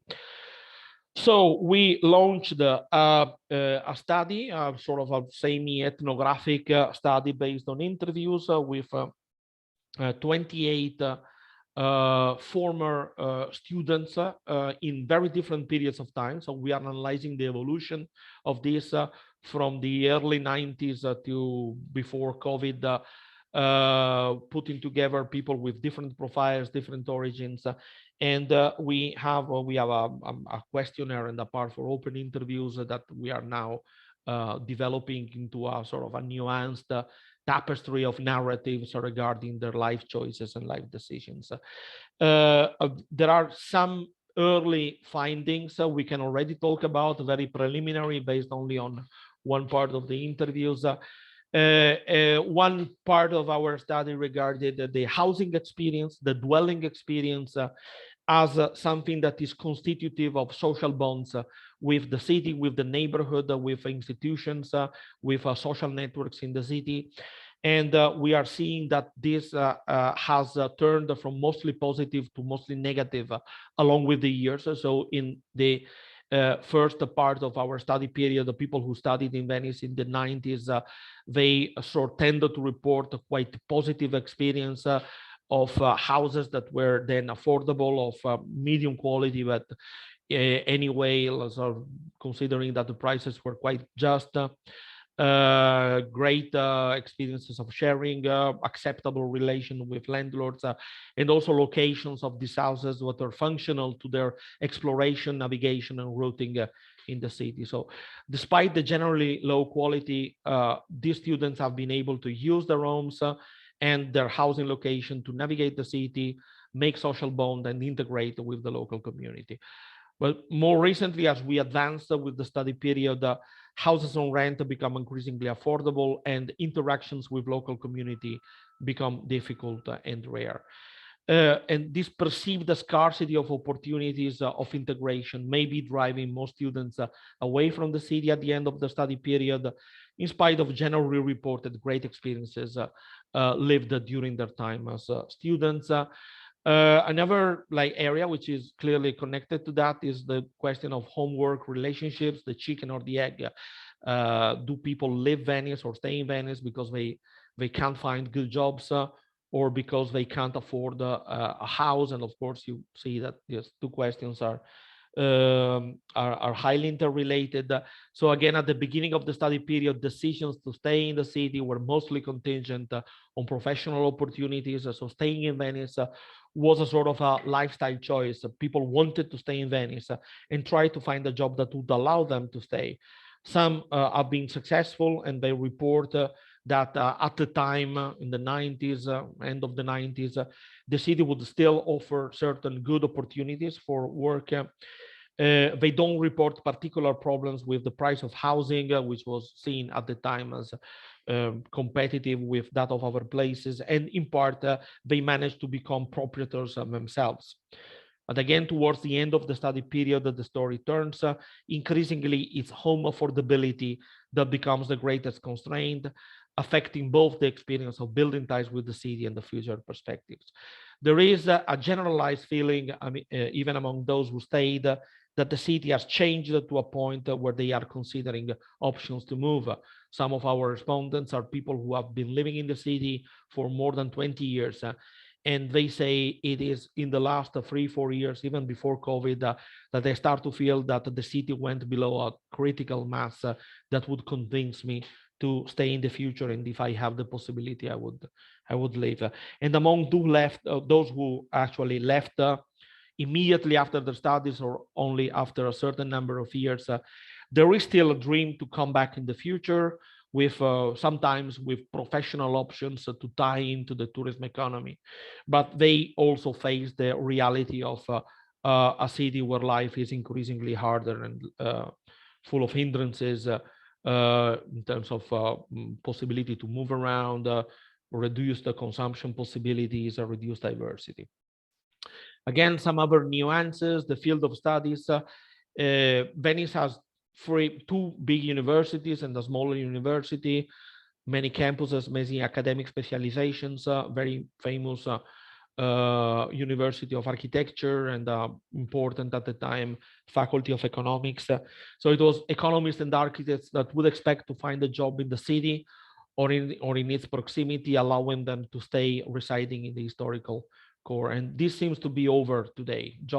Good jobs in the field of management or professional clerical professions, administrative professions, and also in architecture are not just there anymore. The big consortia and the agencies that were employing a lot of people have basically disbanded or have been driven away of the city. People that have been trained in culture-related professions, art history, human sciences, and tourism still have a chance to stay and root to this economic sector. However, they consider these professional fields degraded in time. Questions of gender, quite interestingly, a few women in our sample reported considering Venice a good place for motherhood and for raising children. However, even this segment considers, after many years living in the city, that the city doesn't offer an adequate climate of diversity and very little future perspective. So they basically say, we wait for our children to be raised and then we'll take our residential option.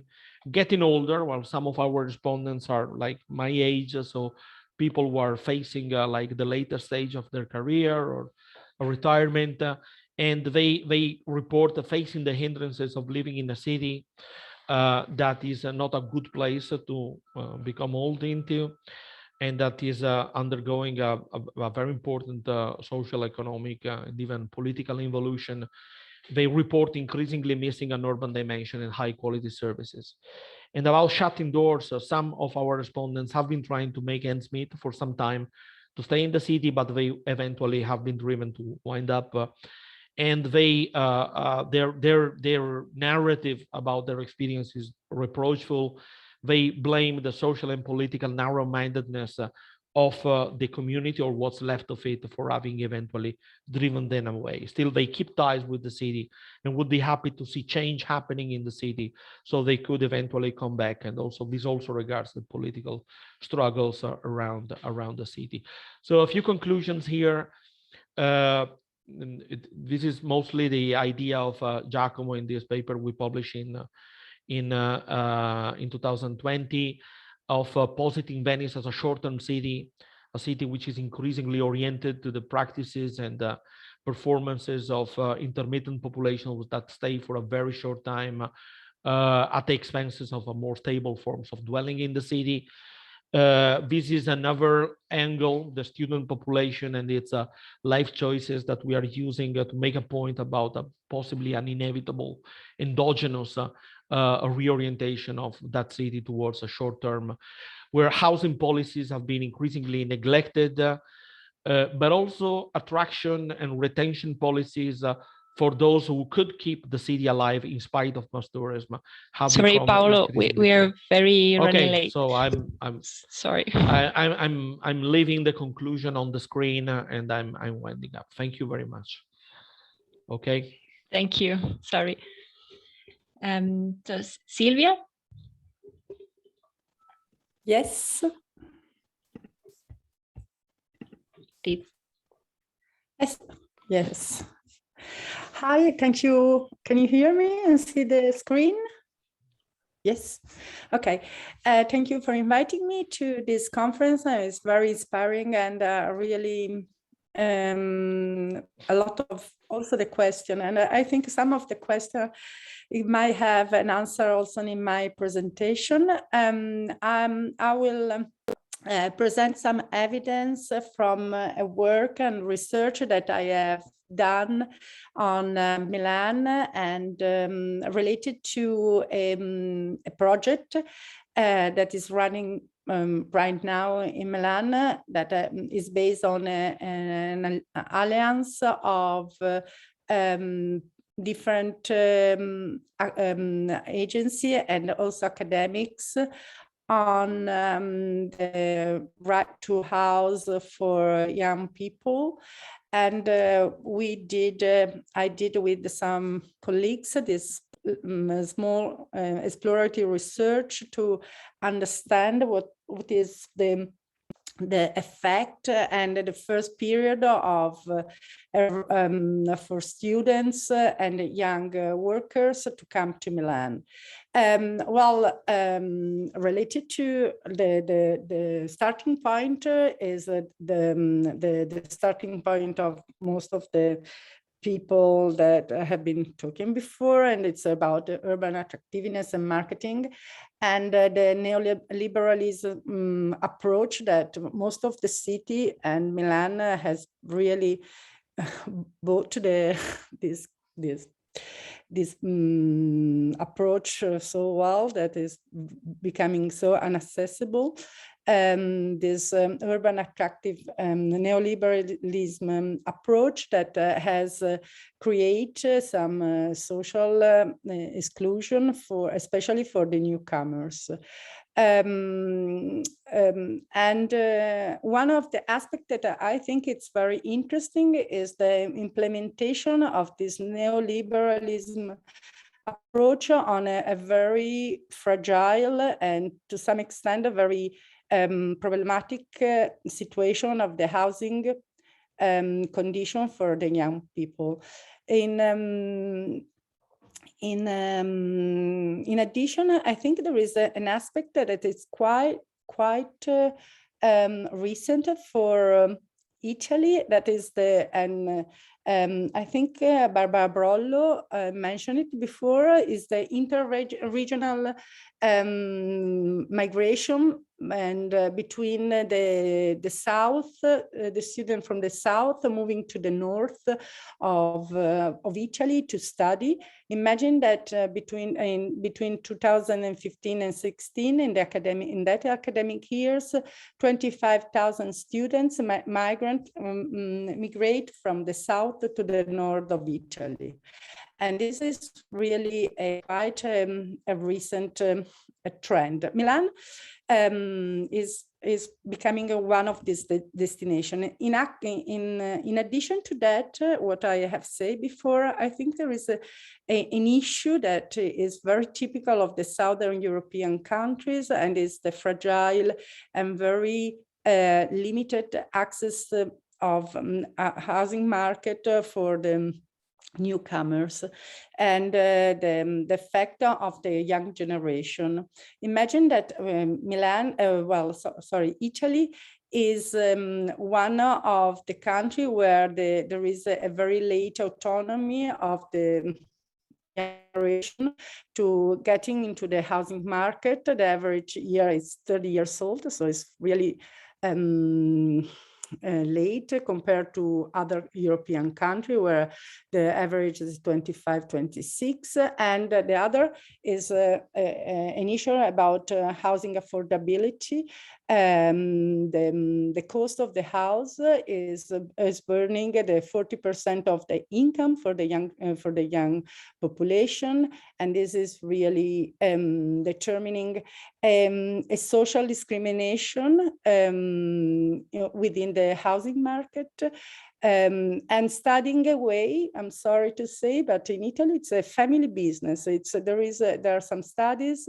This study of Lupi Ordine is mentioning it very clearly that studying away is for the Italian students something that reproduce the social class of the family. If your parents are well off, then you have the mean to move and choose the university where you want to go. And if you are not in this situation, well, the problem is that your choice of the university and the opportunities is limited. So there is the other thing, the other dimension that I think it's very interesting is that compared to an homeowner country, which Italy is, where the young generation are the what we call the Vantage generation. So the young people can just afford to get into the rental market. Well, in this scenario, we decided to work on Milan for different reasons. The research has been conducted before the COVID. It was in 2019. We kind of hope that after the COVID, something was going to change, but actually the situation has completely has become even more difficult. Apparently, at least the data are saying something very similar. And so in the pre-COVID situation, Milan was showing some interesting feature data. For example, that one interesting data was that the newcomers, the new population register in Milan that were living in Milan from less than 5 years was 53,000 people.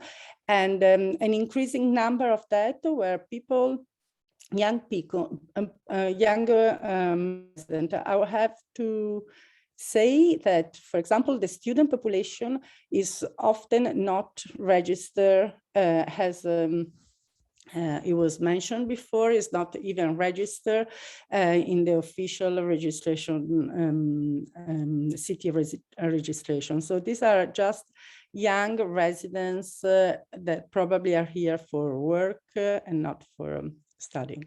Another important aspect and factor of attraction is that Milan has 7 universities, some of public and some private, and several academy that are attracting students not from only from Italy, but also from abroad. So approximately there every year 10% of students are coming from not from the region or internationally. Well, we then conducted 45 in-depth interviews between October and November 2019. It was we decided to do that because it was the period in which, I mean, it's the first period of arrival of the student, the student and the young, our interviews. So we decided to interview a group of people between 30 and 30 years old, and they were newly arrived. So we interviewed them just on time when they arrived to Italy, and we decided to Milan, sorry, and we decided to look at different dimension. You can see on the left side of the slide, the issue was about the settling in, and we work on 5 dimensions: the housing, the free time, the orienting, the adaptation, and the reason of moving. So what are the funding of our research? I will just make 5 points on that. The first point is about the time, the timing.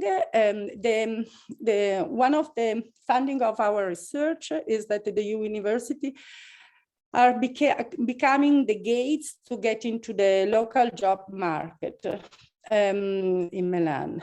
It's a strategy to come to Milan to study. Very often is a way to start to get into the context, to see if there is job opportunities that will be open after the university. So if you look at this, it's a quote that from one of our one of the interview. It was a teacher. I say, I came to Milan to study because I was already planned to stay here and work here. I already thought I made to move here to work, so I decided to anticipate doing the master here. So actually, is not the only. She's not the only case. What it was very common in the trajectory of the people that we interview was that they were coming here for the master level. Very often they were choosing the second level of the education to come here to open up better opportunity for their job. Second issue about timing. And I think what we record is that, as you obviously it's a common thing. There is a peak time, which is between September and October, where people are very, they are rushed to have a house. And this it's obviously like the literature is already clear about that. But what is a very interesting, what are these 2 months for the people that are searching for their house? Very, very often it's been described as a traumatic experience, and there is an incredible competition to grab for a bed. And because there is no, let's say, any agency or I mean, everything it's just left to the free market. Choosing a pickup, select a house is not anymore just based on economic issues, but it's based on trust. People were talking about some form of casting to get an accommodation or a place in a share house. So, I mean, it's not just an issue of an economic issue, but also an issue of being selected among others. The third dimension that the funding have showing is that there is during the housing research and waiting room, let's say a period of time where people are searching for a permanent accommodation, but at the same time they need a place to stay, and very often they are using a hotel or Airbnb or other solution. This is very costly.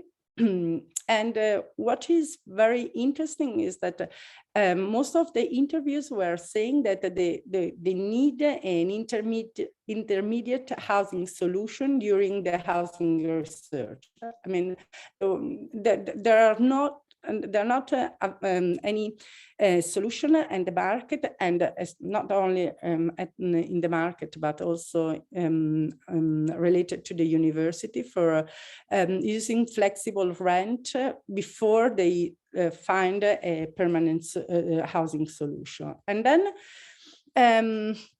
then again, there is a for funding that I think it's very interesting because it brings back the social network in our fundings.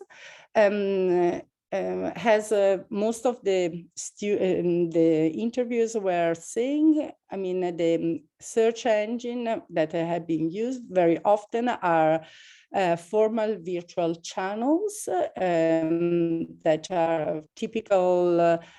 Most of them were using, they were mentioning the same kind of channel of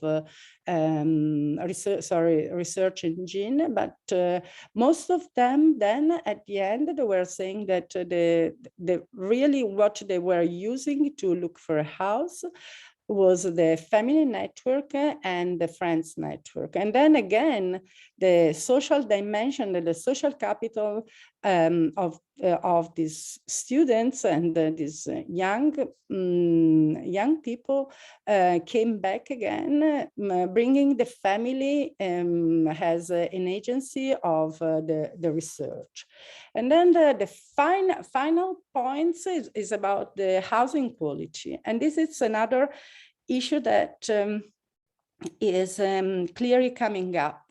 There is a shift, especially in the Milanese housing market for students that are pushing up the quality of the housing. I mean, compared to 10, 15 years ago, what they were called the student house, the quality of the housing were very low and not very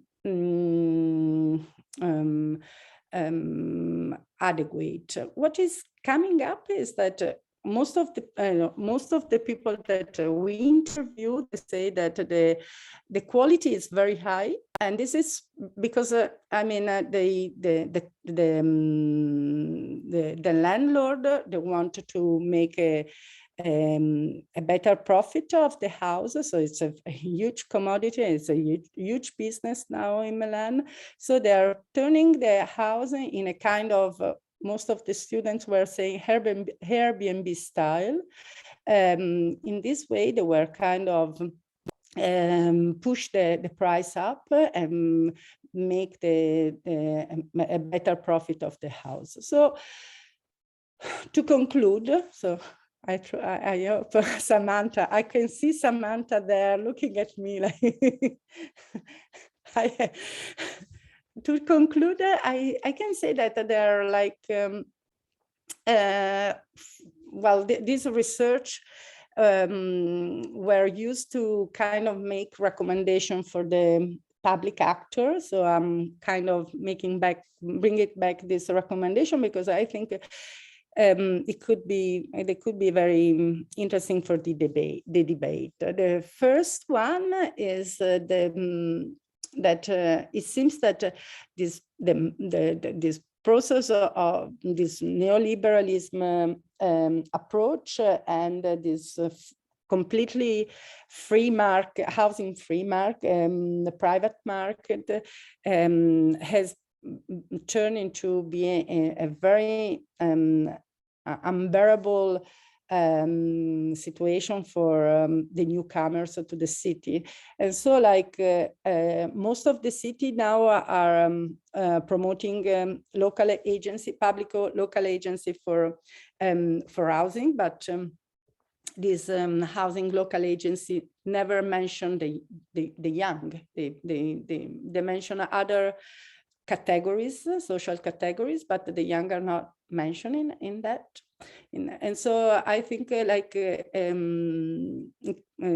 could be very interesting to kind of include in this local agency also some activities and some projects for the landing strategies for the newcomers to the city.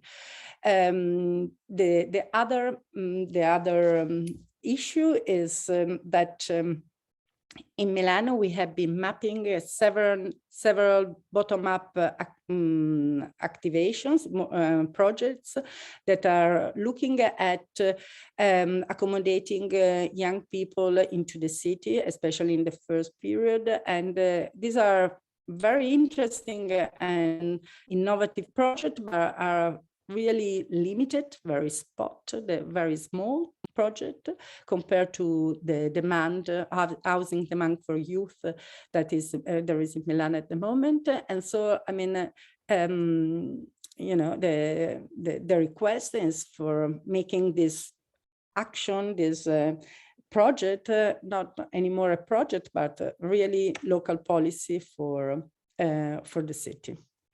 Thank you very much. I hope I was in my 50 minutes. Thank you, Silvia. So I'm not that strict as Laurie was. No.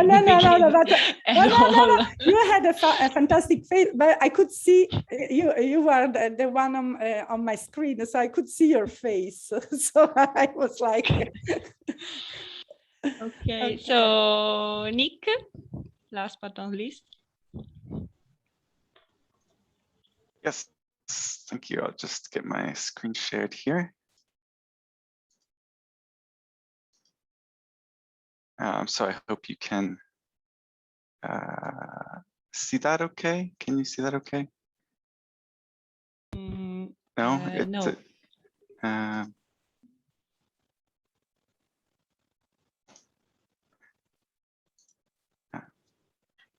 Sorry.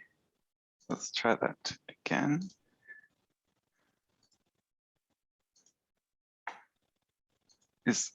Is that better? Yeah. Okay, great. Sorry. So hello, everyone, and thanks for having me here today. Thanks to the organizers, and particularly to Samantha and Loris for the invitation. I'm going to be speaking about real estate markets and housing dynamics at the City University Nexus. And my focus here is really on private development oriented towards students rather than universities' direct involvement in real estate. This talk is drawing primarily on my own recent research on student housing and studentification or student-driven processes of neighborhood change, specifically through housing markets. And so what I'm presenting today largely reflects the experience of Canada, where I live and work, and to a lesser extent, the United States and the United Kingdom, acknowledging that as an increasingly global literature suggests, and some of the prior presentations suggest, that the situation of other regions might be quite different. And so I'll begin by sort of discussing the emergence of the purpose-built student accommodation or PBSA sector as a niche real estate sector and its uneven global, regional, and local geographies before turning to some shifting dynamics of this submarket that are resulting in new hybridizations of housing that are sort of blurring the distinction between PBSA and other types of housing like co-living or condominiums. And I'll conclude by reflecting on the implications of the COVID-19 pandemic for the student housing sector. So at the crux of the matter here really is students' participation in off-campus housing markets. So recent decades have seen rising enrollment in many OECD countries, and this has been driven in part by demographic shifts, such as the sheer size of the echo boom or millennial generation. And while that demographic shift kind of bulge has started to wane, we've also seen higher rates of participation in higher education and also a growth in international student mobility. At the same time, neoliberalism and austerity have limited the capacity of institutions, and particularly public institutions, to provide on-campus or university-provided accommodations, directing their attention rather to teaching and research facilities or a focus on bums and seats rather than heads and beds. And so, conversely, there's emerged something of an arms race, wherein university housing becomes an important facet of inter-university competition to attract students. But in either case, there's sort of a tendency toward, or sometimes even a structural dependence on more market-oriented development, including sometimes via public-private partnerships to meet increased student housing demand. So with university accommodations lagging enrollment growth, students have had to turn to the existing housing stock in the private rental market more than before, obviously recognizing, as previous presenters pointed out, that there are also many local students who either always were living in the private rental market or are living with parents, and so to whom this doesn't apply. But this increasing volume of students in the private rental market is often concentrated in proximity to their universities, and so this studentification driven by students in living in shared rental housing, or what in Britain has sometimes been called housing in multiple occupation, or HMO, has a variety of impacts on cities. So while students may compete with other low-income populations for affordable rental housing, incumbent residents of neighborhoods with these increased student populations often complain about noise and partying, and vandalism, and other kind of petty crime, littering, poor property upkeep, etc. And so these disruptions may actually lead to the displacement of other populations. And studentification can then also affect, as we've seen in some of the previous presentations, the commercial character of neighborhoods, and the offering of public services even. So if families are displaced, for instance, we might see schools close, and that sort of leads to the further displacement of families. And so this type of studentification also intersects heavily with the financialization of housing, as buy-to-let landlordism, for instance, has gained in popularity.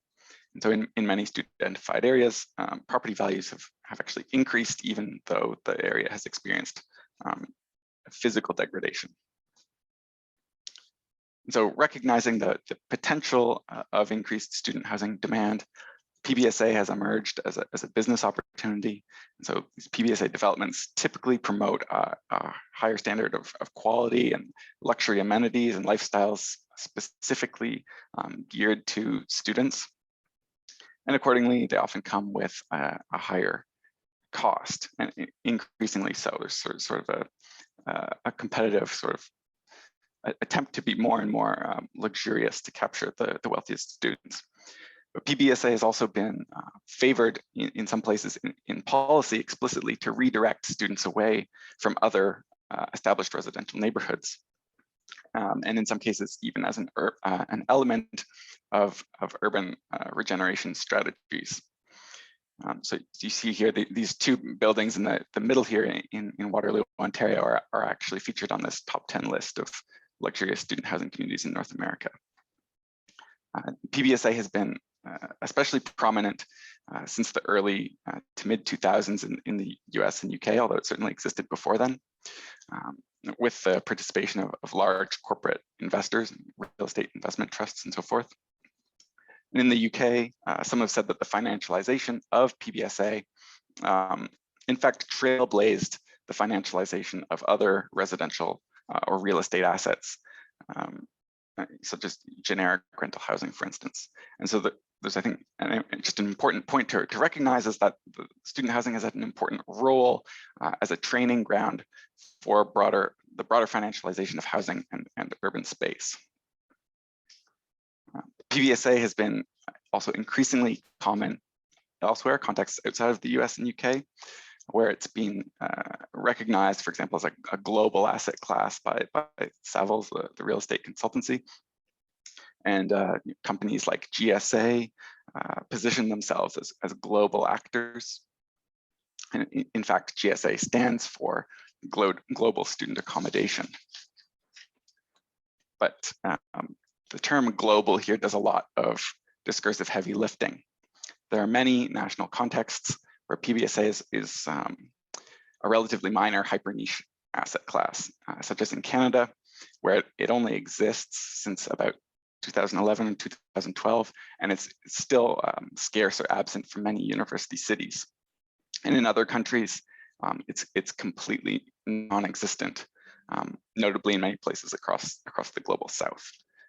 And so this is partly a function of income, because students or perhaps their parents need to have enough money to be able to afford higher quality accommodations. But I think there's also a piece in terms of the popularity of certain countries as destinations for international students.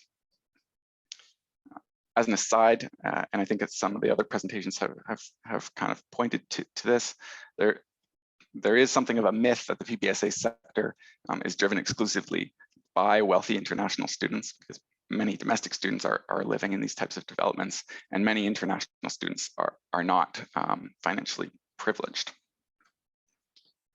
The geography of PBSA is also uneven on a regional level and is often most prevalent in secondary cities that have large, high-profile universities. And so for the most part, the largest quote unquote global cities with the largest student populations are not the cities with the most PBSA. They very well might have PBSA, but on a per student basis, they're typically not the leaders. And so in this regard, PBSA offers something of a spatial fix, to use the terms of economic geographers, or a renewed opportunity for capital investment in sites that may not otherwise be preferred sites for investment. And then finally, at the local level, PBSA often competes for the closest locations to campus, and sometimes also other locations frequented by students, such as city centers or nightlife areas, or are favored as a part of urban regeneration strategies. And so these PBSA developments can be, or what's sometimes been called new build studentification, often holds parallels with new build gentrification, as it's implicated in class and age segregation and local increases in rent, and segregation not only of students from other residents, but also of certain types of students from others, wealthier students from less advantaged students. Indeed, I've argued in other work that the social construction of student housing as somehow distinct from housing tout court serves as a means of rent extraction. So PBSA often features more tenants per unit area, and or more space that's shared to reduce costs and increase revenues. And by the bed leasing reduces the risk to the owner of non-payment. And these features are especially attractive faced with declining rates of return in other real estate sectors, making student housing a form of sectoral fix for capital. And to take this argument a little further, The discursive construction of students and their housing as unique or non-substitutable, at least imperfectly substitutable, as well as the constrained consumer sovereignty of students, are monopolistic characteristics that enable the capture of what David Harvey has called class monopoly rent by producing artificial scarcity. So for instance, students have low incomes, a lack of experience or familiarity with rental markets and the regulations around them, a lack of time to search for housing, often a strong desire to minimize commuting. All of these factors limit their housing choices. At the same time, high turnover and their relatively short stays mean that formal channels of dispute resolution are often not very feasible, which weakens their position in the rental market. But we've also seen how I've shown in some of my other work, how planning and rental regulations often restrict where students can live, and sometimes this is even without directly regulating students per se. For example, through zoning that determines where high density PBSA can or cannot be constructed, or sometimes restrictions on conversions of housing to rental housing, and so forth. And so key locations may be monopolized by PBSA, and marketing strategies make PBSA highly visible to students, while other options are not as explicitly advertised to them. And property management relationships also sometimes serve to consolidate market share, while a focus on smaller micro markets attenuates direct competition between PBSA providers. At the same time, in Canada, at least, we've seen many providers offering exclusively 12-month leases to students, even though there's clear demand for 4 or 8-month leases based on the school semesters. And so they've managed to externalize seasonal volatility in the housing market onto students. And finally, student housing is often excluded from other neighborhoods through NIMBYism, not my backyardism.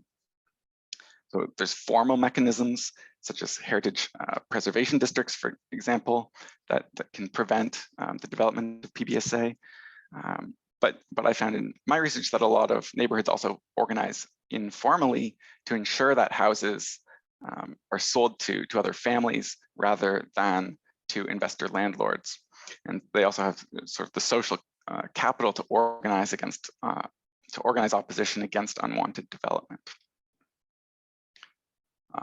There's a bit of a contradiction here in that increasing the quantity of PBSA, which is attracted by these opportunities for rent extraction, makes the artificial scarcity on which it depends increasingly difficult to maintain. And so as a result, developers have begun to court other populations, blurring the divide between accommodations for students and non-students in a process I've called post-studentification.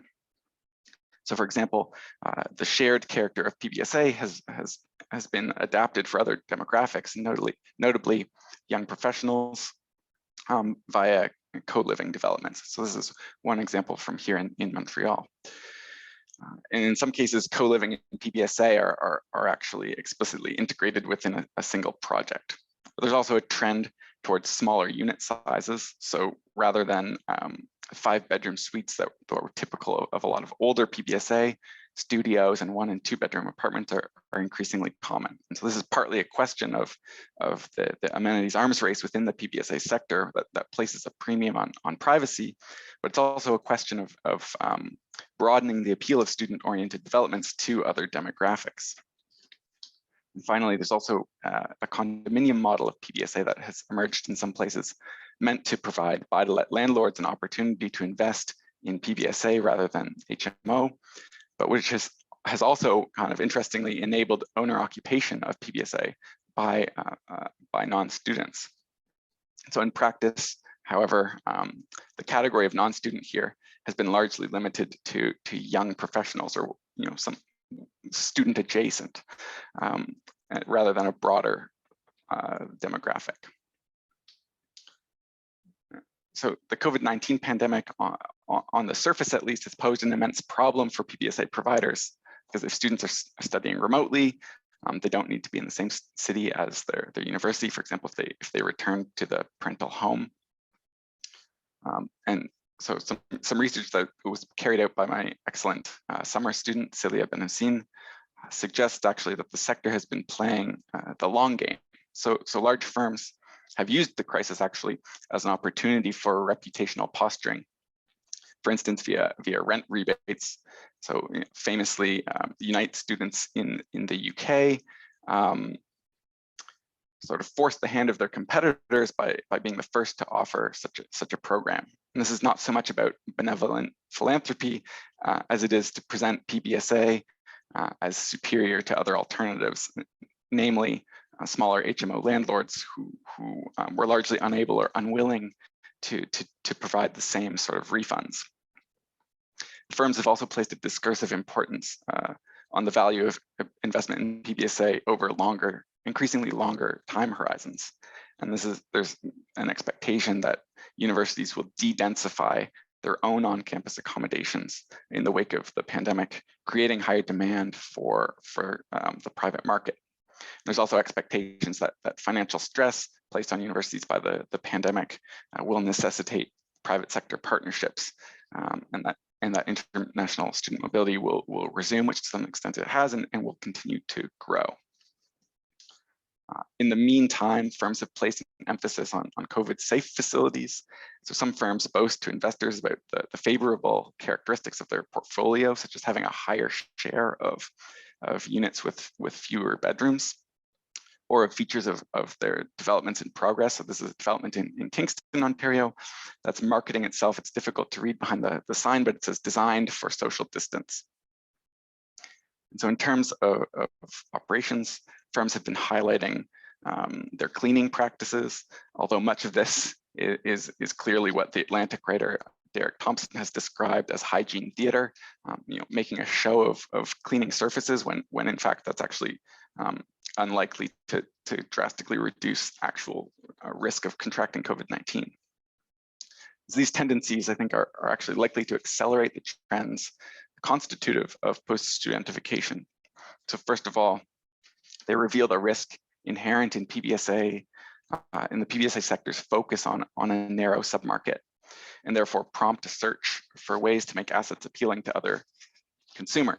And second, the sanitary concerns related to shared spaces favor a trend towards smaller units with common spaces shared by fewer residents, and therefore more attractive to non-students.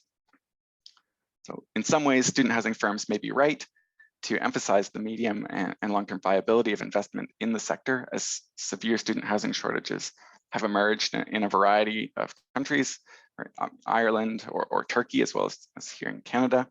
And universities in the Netherlands have taken the extraordinary step even of telling students who don't already have housing confirmed to simply not come. However, I think these student housing shortages are bound up in an increasingly global housing crisis. And so they don't stand alone, which I think raises fundamental questions about why student housing ought to be somehow distinct from housing in general. And so while I have outlined here where I think real estate trends are headed, I would like to just conclude briefly with what I think, what I would rather see. And so that's development of affordable housing options for students and other residents alike, and including alternative housing models such as student cooperatives, greater support for university provided accommodation, experiments in intergenerational living between students and other residents, and in general, a breakdown of this artificial distinction between housing for students and for non-students. And so in short, a form of post-studentification, if you will, but one that departs from the current focus on integrating young professionals within a market-based model, and instead one that is based on a model of social equity and housing for all. And so with that, I thank you for your time and for sticking it out to the end. Thank you very much.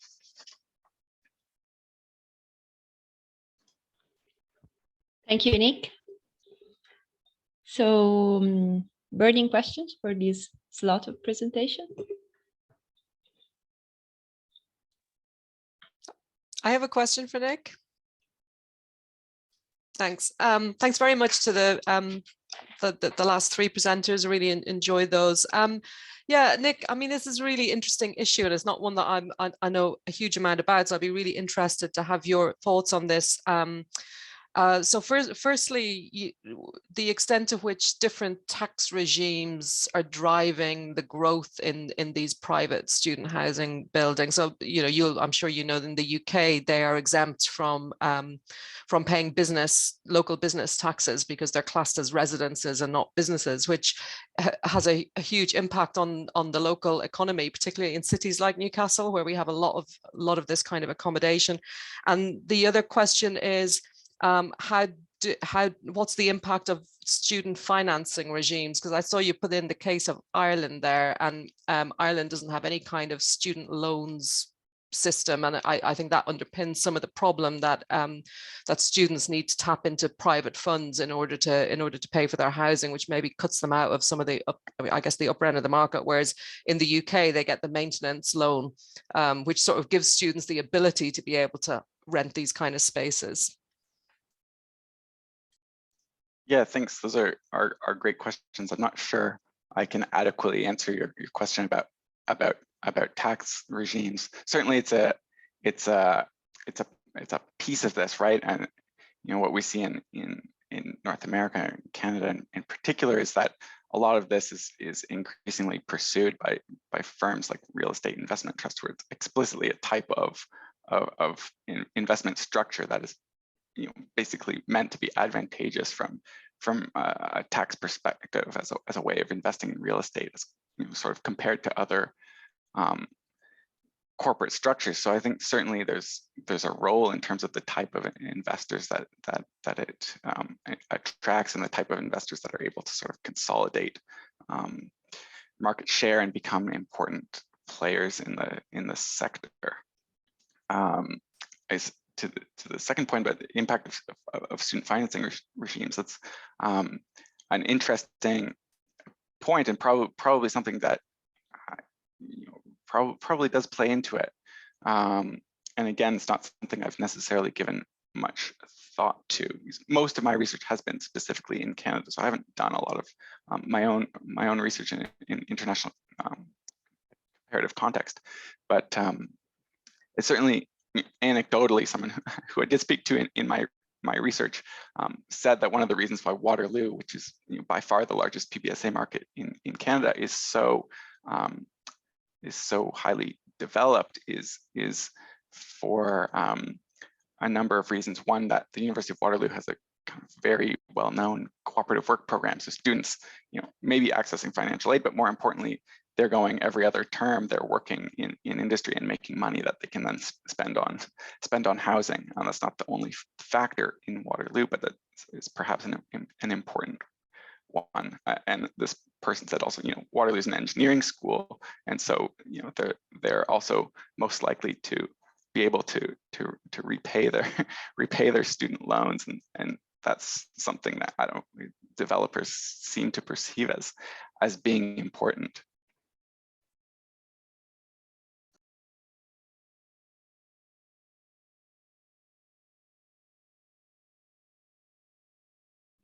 Well, Go. Okay, so well, thank you for this other really interesting presentation, and I have a question to Nick, because I'm working actually for my PhD research on the case study of Turin and Italy more broadly, and so here we had a kind of, as a consequence of the crisis that the city is going through, but also, there are also, of course, interaction with the global and various global crises we are passing through. We had this public policy that was intended to, in some ways, attract this kind of investment in student housing and purpose-built student accommodation. So I think it's a particular because here the public has explicitly tried to attract these investments, and they managed to. So we have this market that is growing. And so my question is about your experience in other contexts in relation to public actors in attracting or facilitating this kind of investments?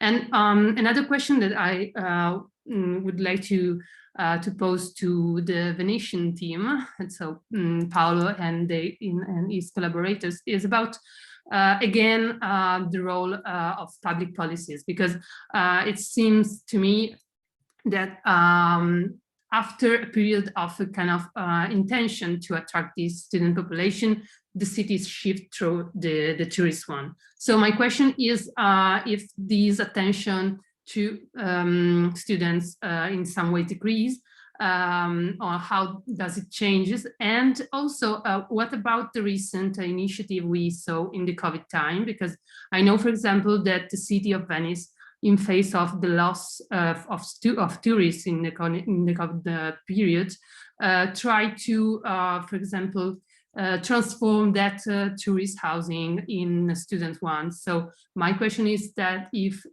was a kind of a temporary solution or if something that now is going on in some way. Thank you.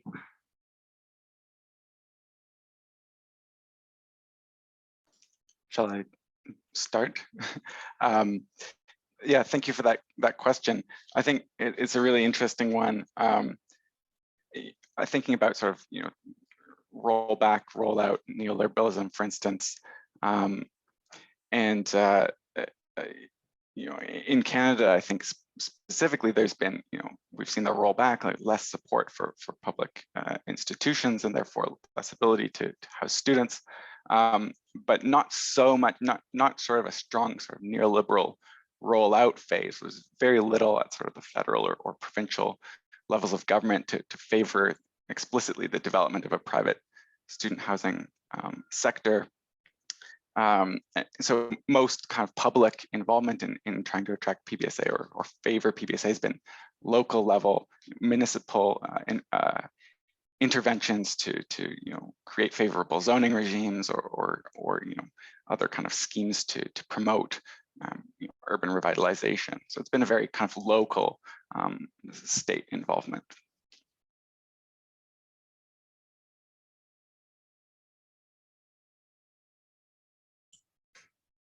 I will react, Erika. Maybe I will also ask Giacomo, who is in the audience, Giacomo Salerno, if he is really there and is not gone somewhere. I am. Yeah, you are. To intervene. I wanted to make a point about the question of Venice, tourismification and public policy.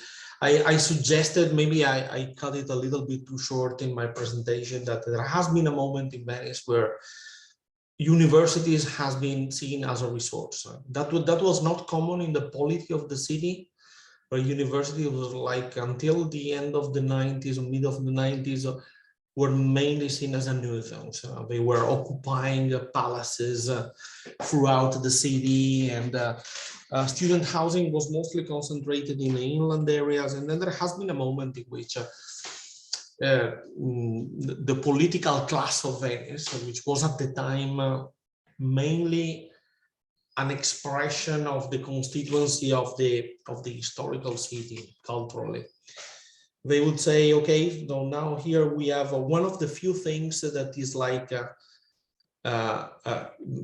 keeping on in Venice as an employment sector, as an engine of development, is the university. And we have here a community of users of the city, which is almost invisible in statistics because they are not officially resident in Venice, but it is evident that they are doing something to keep the city alive. When I left Venice in '97, it was a city which was objectively quite a hard place to live, aging, degraded. And then there has been this surge of like student residences, planning, or reconcentrating universities in campuses. I was I don't know how to say it in English. I was a member of elected member of one of the neighborhood councils at the time, and I remember that there was a lot of resistance from working classes in Venice against the idea that the city would go explicitly towards an avenue of studentification. But then it became sort of assumed that it was like the last chance of repopulating the city, keeping excellence in and dynamizing a city. And I recognize that after I left Venice, some things have changed to that respect. I also suggested in our presentation, this is a concept that we worked out a little bit in our short-term city paper, that the later political choices may have been dictated basically through an issue of a constituency that has been eroded. And that's why I suggested that the fact that the students still cannot vote in the city, don't vote in the city, because in Italy you don't get voting power in the place where you are residing unless you formally change your residency, is a very important part of this storyline. And I think that one of the most important innovations that could change that, but of course has to be something at Italian level, is that students gain voting rights in the place where they are residing, albeit temporarily.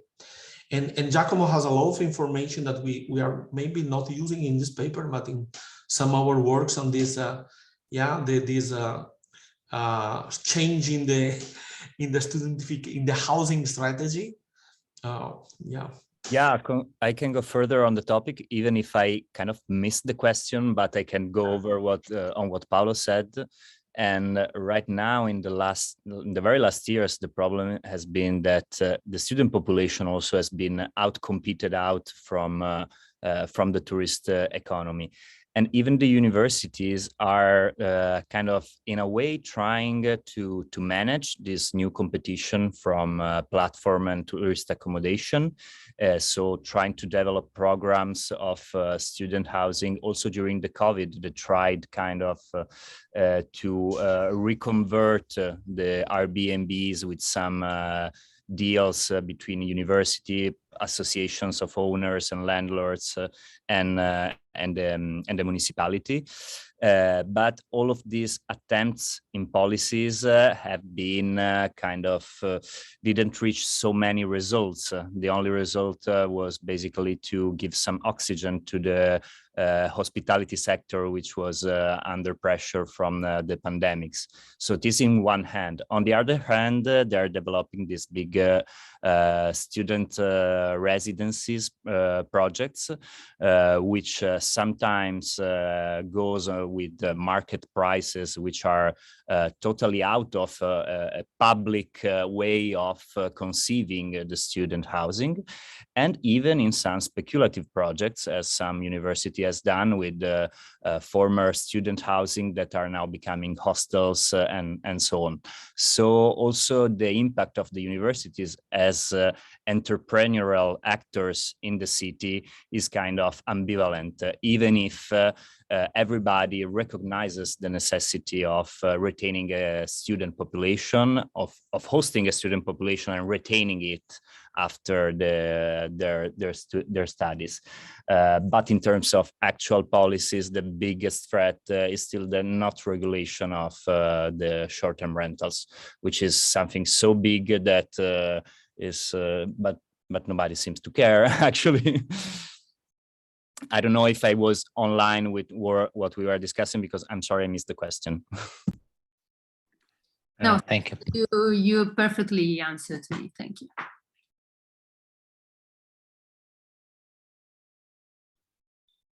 I have a question for, it's kind of a comment and question. Unfortunately, Daniel left, so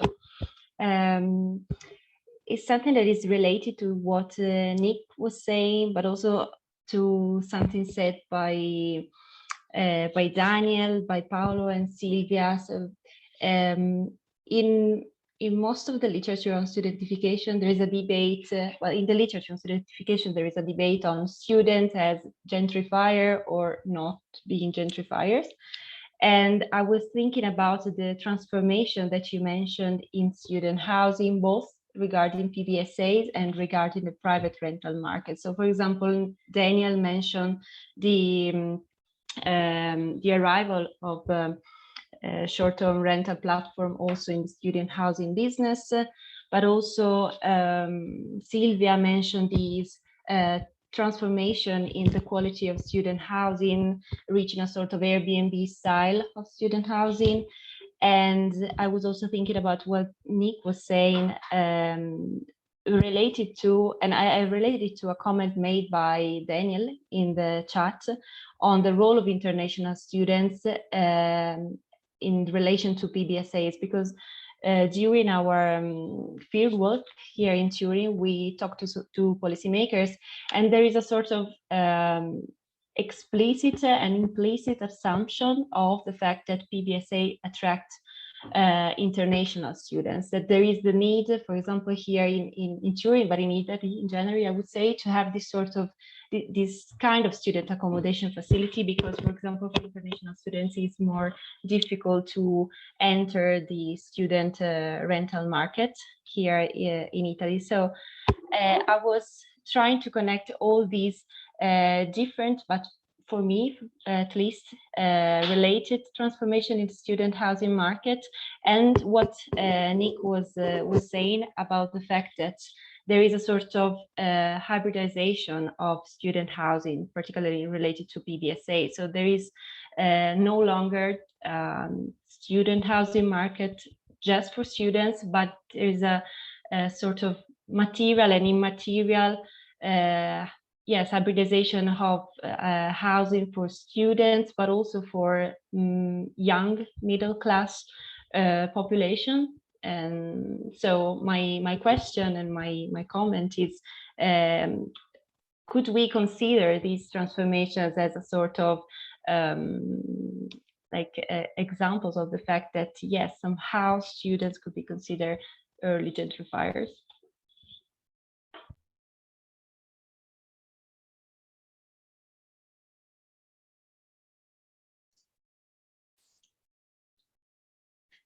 Yeah, I think it's a great question. I mean, part of it comes down to points others have raised earlier about not seeing students as a monolithic block, right? There's the variety of student experiences is quite different, and some students, a lot of students even, are struggle to access housing. And there's sort of in Canada, there's some recent work that has talked about student homelessness. So there's actually a surprisingly high percentage of students who are by official definitions of homelessness are homeless, right? Maybe they're sleeping on a friend's couch or something like that. They're not necessarily on the street, but there are really significant challenges to some students to access housing while they're studying, and that that's not necessarily the case for some students who are coming from a comparatively comfortable middle class background, let alone a wealthy international and wealthy international student. Even just looking specifically at international students, there's this idea like, oh, they have to pay these exorbitant international student fees, so they must be rich, and often it's not necessarily the case. They are scraping every resource they can together to pay the fees to be there, and have very little left over for housing. So I think that's the key, is to kind of unpack that monolithic category of students. So, depending on which students we're talking about, maybe students are really properly understood as your archetypal gentrifiers. Maybe they're more sort of Damaris Rose's idea of the marginal gentrifier, where they're sort of just out competing other marginalized populations in sort of ways that are strategic to them. And then there's other students who are not gentrifiers, but are in fact maybe the gentrified.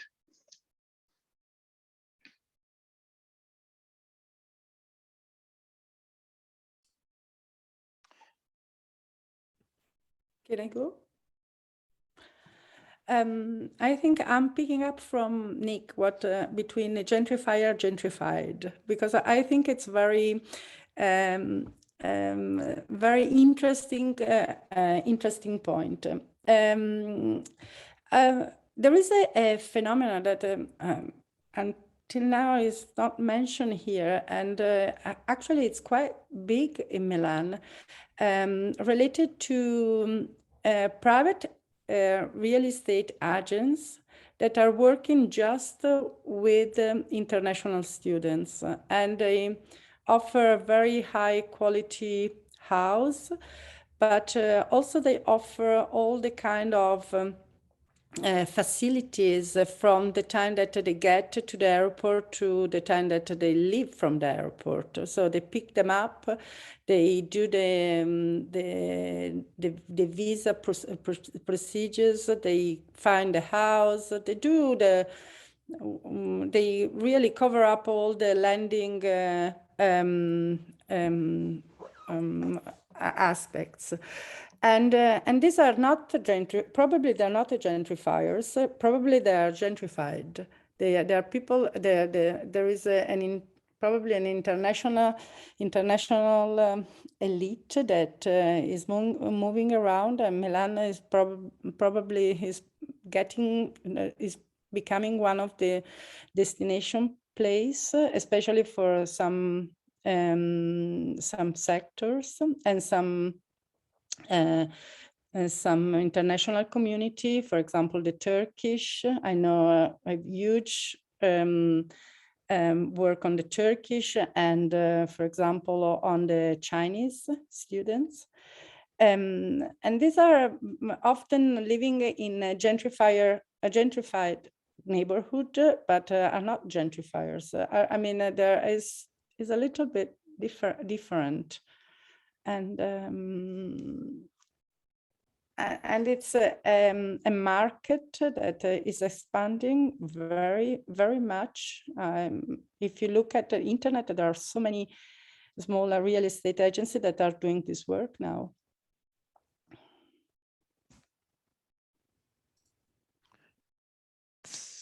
Thank you.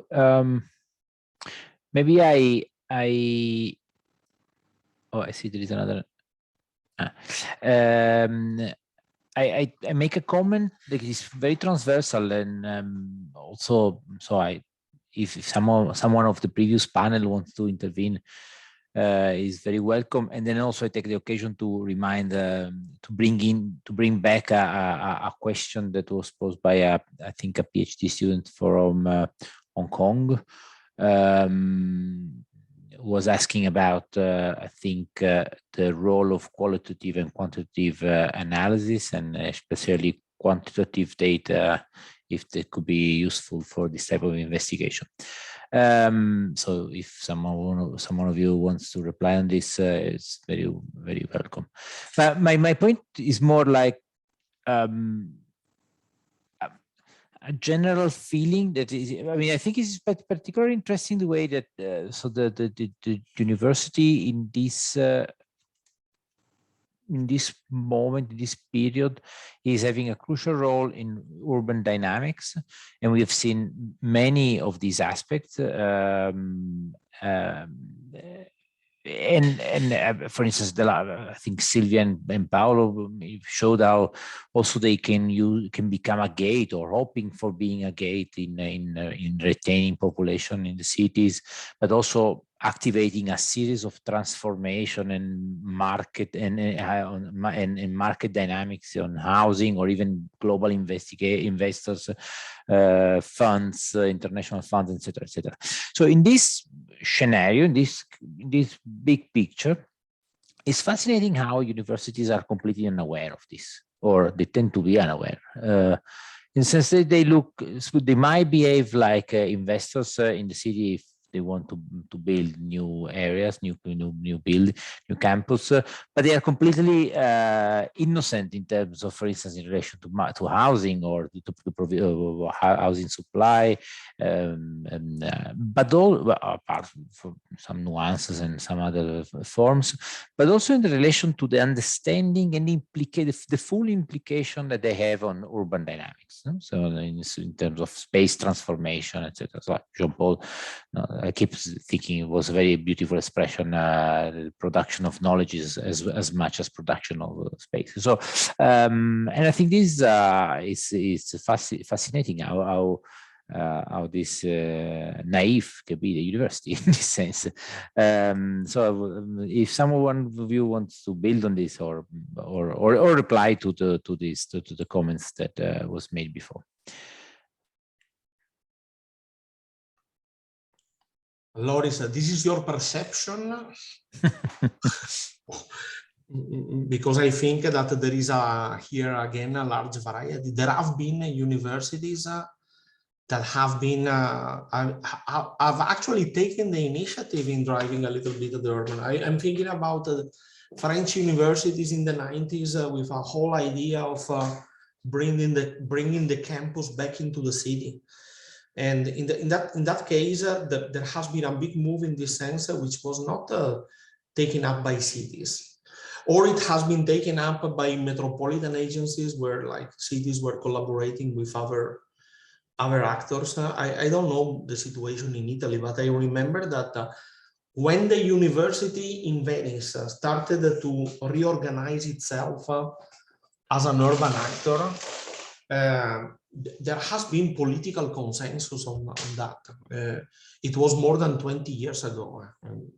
I have not been following this debate. I think that we should be able to recognize that there are some universities that took this role and others didn't. Maybe, yeah. In the case of Tarragona, where I live, I think it's an interesting case of a student city because there is a big university in relation with the size of the city, where the student population is really invisible. You don't have the feeling of being in a tourist city. There is a campus. There are student residents a little bit on the outside of the city, and the city is the city is absolutely not interested in dynamics of studentification, as you could see in Lisbon, for instance. But yeah, I remember, and this goes back a little bit in what Nico was saying before. I think it was like the year before COVID, where the universities of Barcelona, so there is an association of the rectorates of the universities of Barcelona, the public University of Barcelona, which are 4, where for the first time the rectors emitted a sort of a communicate saying, hey, Airbnb, so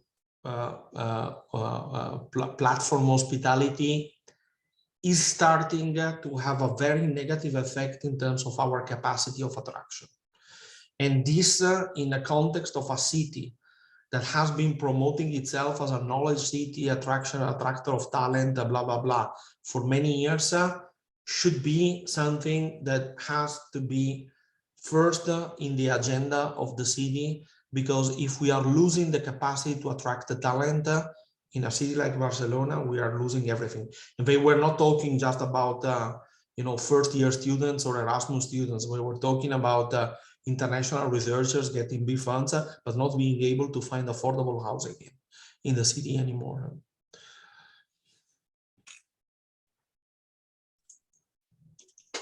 I can jump in here. I think one of the interesting things here is, I think, notions of intentionality. And so recognizing what's explicit and what isn't, because universities, broadly conceived, are in cities and been doing stuff regardless of how much administrators or policymakers have been paying like discursive attention to what's going on. Like universities aren't somehow separate from the urban context in which they're embedded, even if they're turning their back or operating as the proverbial ivory tower. So one of the things that comes up there, I think, kind of makes sense what the university is, because in a lot of instances, even if an institution is going to act bullishly in terms of some neighborhood campus expansion or redevelopment, faculty, research centers, students are often out and engaged and building those networks of trust, collaboration with community partners, and that's as much the university as the kind of institutional behemoth that we're thinking about. So I think where we put our focus on these questions is interesting, and it does kind of get us some fun ontological questions about what the university actually is, and who's doing this type of stuff. And while I'm unmuted, to quickly address the question on methods and quantitative research in this area.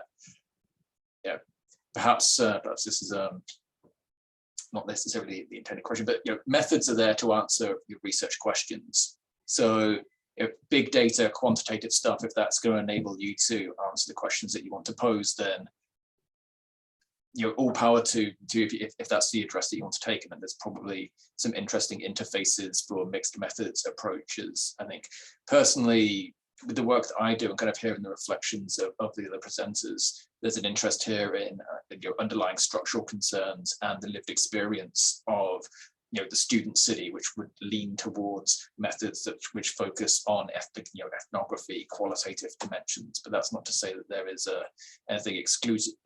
There's any exclusions in terms of quantitative approaches. It's your methods are there to produce the data to address your research questions. So if you have a question which leans towards that, then that would be the approach that I would lean towards suggesting. If there's still time, I can also sort of respond to that methods question as well. Jean-Paul said it, I think, better than I could about methods being sort of a tool to answer the question. So if it's appropriate for your research question, then by all means. But I just did want to comment that I think there's an interesting role for quantitative research, perhaps not big data as such, but I'm, for instance, starting a project where we're looking at change in near campus neighborhoods over time in Canadian cities. And so there's a kind of, I think important role for quantitative research in sort of being able to really aggregate trends across multiple districts within multiple cities over multiple periods of time, and to sort of, that's something that's hard to do in qualitative research, to incorporate more than a small number of case studies, right? So there's, I think, sometimes an advantage of quantitative research of being able to kind of zoom out and say, okay, well, what's the big picture across a number of contexts, where we can get comparable data, and then think about the ways that what that big picture means for our smaller, more in-depth case studies, and vice versa.